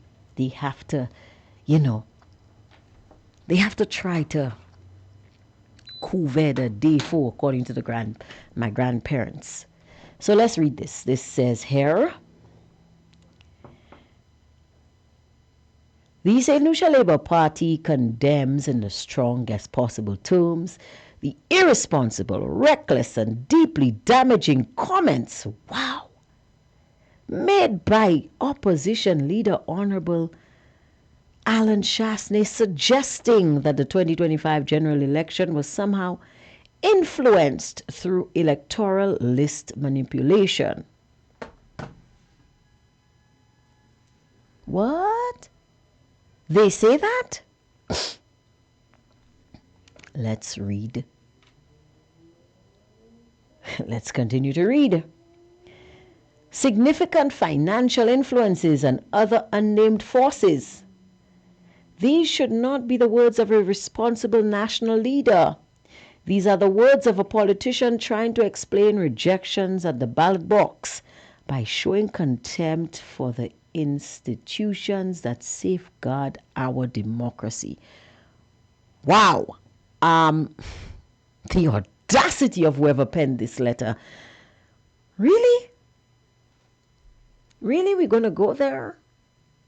With all the clear evidence that backs up Mr. Shastney's claims? Let's continue. Let's listen to the audacity of this. Mr. Shastney's remarks amount to an unjustified smear against the Electoral Commission, the Electoral Department, and the many St. Lucians who worked long hours to ensure a peaceful, orderly, and credible election. Presiding officers, as one of those presiding officers, you lie. Poll clerks, returning officers, party agents, security personnel, and other election workers carried out their duties with seriousness and professionalism. That's a stretch. They deserve gratitude, not the sowing of doubt that the election process was not fair.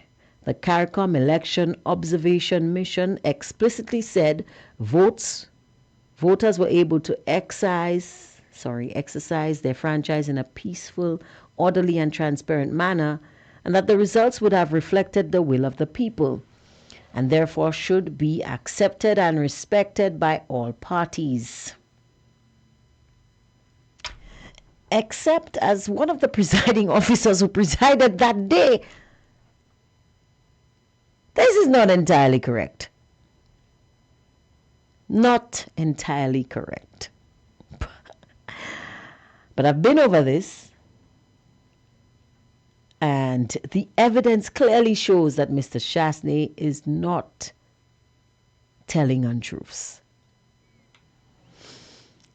Similarly, the OSS mission said that Election Day was conducted orderly, peacefully, and professionally. The official results published by the St. Lucia Electoral Department have been clear. The SLP won 14 seats. The UWP won 1 and 2 independents won the remaining seats. That outcome was decided by the people of St. Lucia. Yeah, but which people exactly? It was not manufactured. It was not stolen. Okay. It was delivered through the legitimate and democratic process. Mr. Shastney's latest outburst therefore raises a troubling question. Is he prepared to respect the will of the electorate only when it favors him? What are you saying? If Mr. Shastney has evidence, he should submit it to the competent authorities immediately. The Electoral Commission, the courts, or any relevant regional or international body. But if he has no evidence, then he should stop poisoning the public space with disinformation. I can't read this. I can't read this because I have here, right here,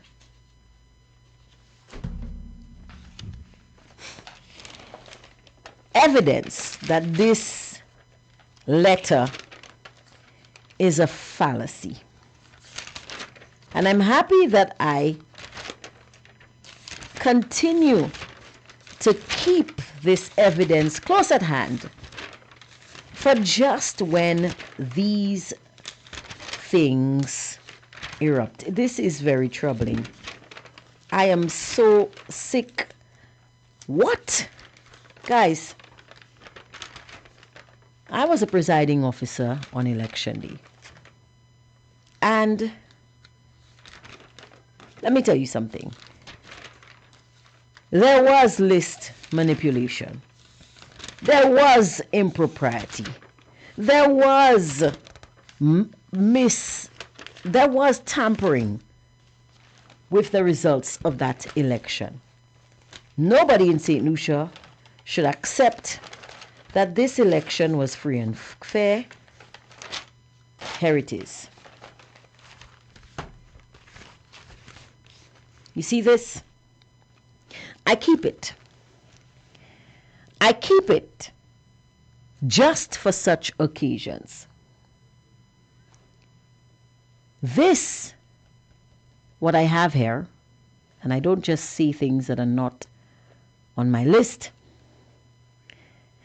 is a comparison on the voters list in 2021 and 2025 between different constituencies, and there are clear discrepancies here.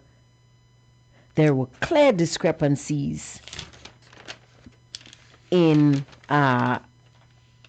voter registration, clear discrepancies in procedure that happened that day, and I was the first person to call Newspin the day after and give a summary of several improprieties, starting with the training for election workers that we received, right down to the election results right down to the voters list that was presented the night before election, the list that was presented 2 days after, and the discrepancies therein. So when the Labour Party comes out and says this foolishness, and this is not me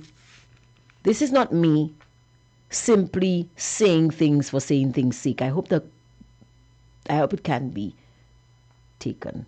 Comparison. Right here. Not reading from empty books, but right here, I have by constituency the numbers.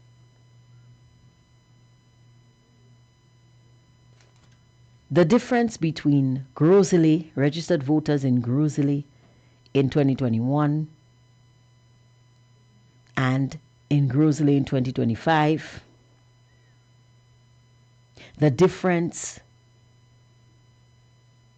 comparisons, for example, Babono, which is a very huge constituency. In 2021, there were 12,942 registered voters. In 2025, 12,905. Castries North, we had 12,282 in 2021, 12,706. Castries South, you have an increase there. Castries Southeast in 2021 had 12,677 registered voters, but in 2025 had 15,491. This discrepancy needs to be explained because Castries Southeast is not some huge industrial place. So you're telling me that 13,000 people moved into Castries Southeast? Where did they come from? Where did they come from? 500 people moved into Leclerc. Where are they living? Where are they living? In Choiseul, on the night before election, there were 12,000 registered voters. And then the night after election, it went down to 9,500. Where did these voters go? Where did they go?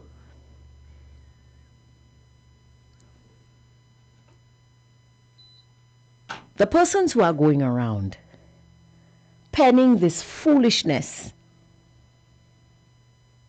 please stop your nonsense. Please stop.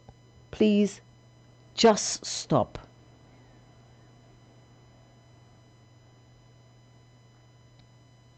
Please. Because not all St. Lucians don't keep score. Not all St. Lucians don't think. Not all St. Lucians don't keep accounts. I keep it right here.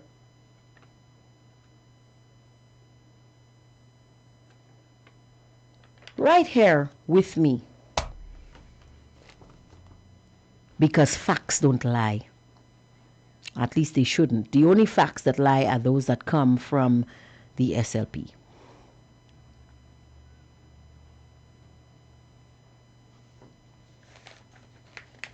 Where are the extra voters? The extra 1,000 that showed up in Castries North and after the election disappeared. The extra that found its way onto the voters list, the extra 1,000 in Grosley, who then moved. I'm thinking these are the people that moved to Castries Southeast the night of election. Because the night before, all of these people appeared on the voters list.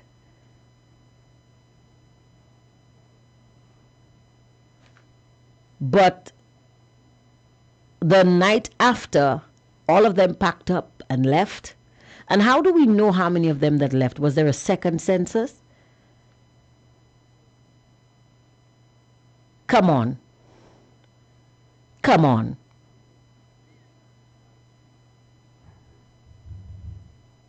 Please don't waste our time. Okay? Don't.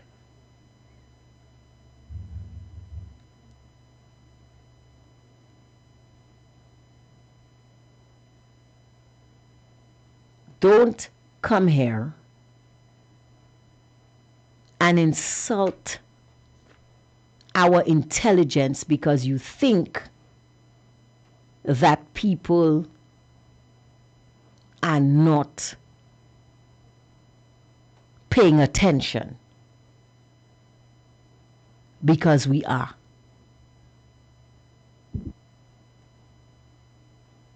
Okay, don't try that. Don't try that. Not in St. Lucia. Don't. Somebody says, good afternoon, Angie. St. Lucia has become a lying nation.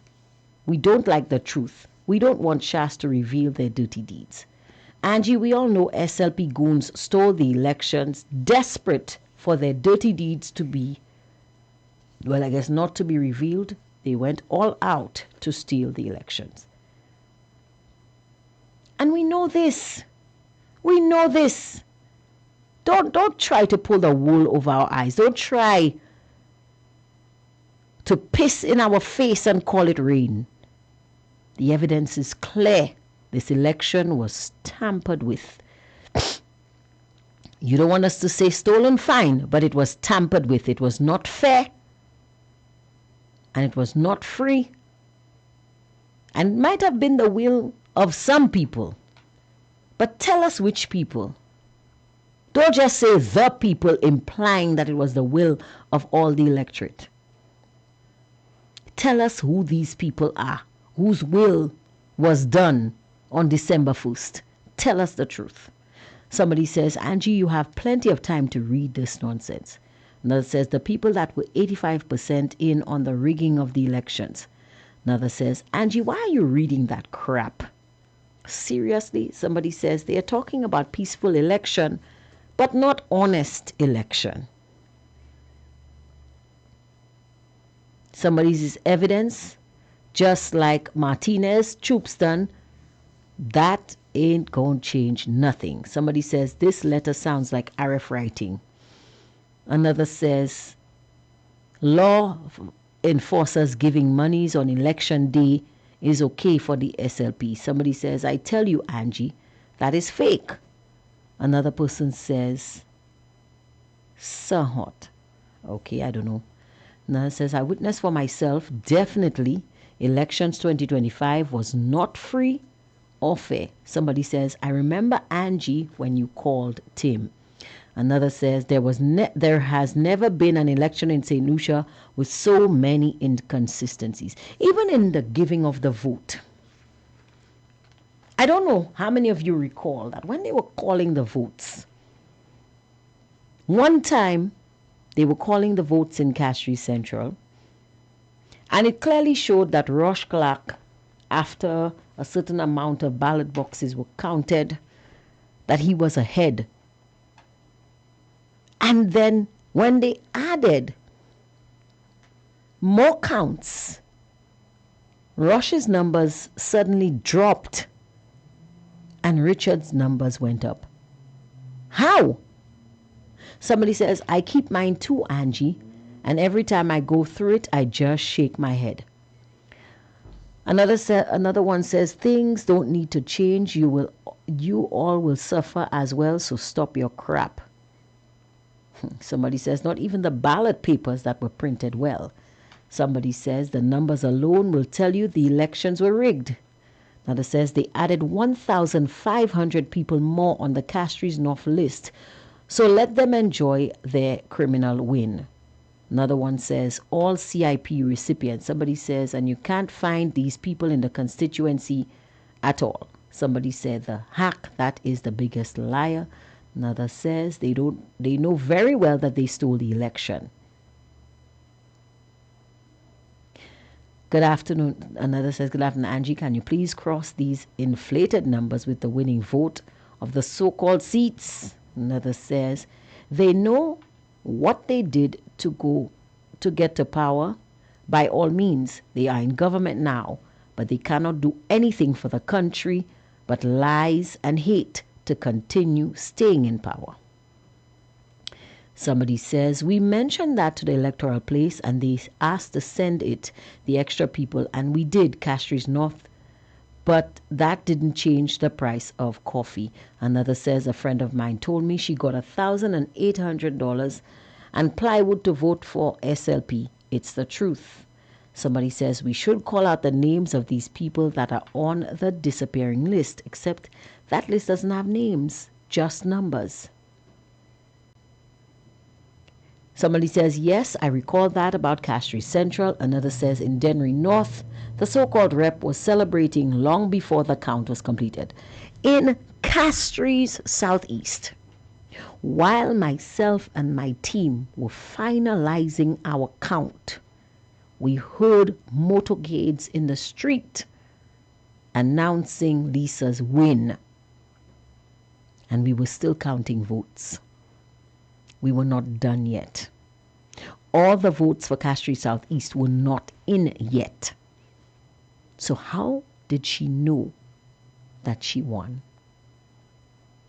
You can fool some of the people some of the time, but you cannot fool all of the people all of the time. And on that note, guys, I think I'm going to protect my peace, because every time I think about this foolishness, it just gets me really hot under the collar. And it is past my time, so I'm going to make my exit. But please, to the persons writing these letters, these press releases, this foolishness for the SLP, stop your crap. Everyone knows what happened on December 1st. Everyone knows that this was the biggest theft in the history of St. Lucia. Don't try to pull the wool over our eyes. We know the truth. L'homme est belle navigé. Angade kuhot kai wivi. Have a wonderful day, guys. Bye-bye. I just clean up me knuckle.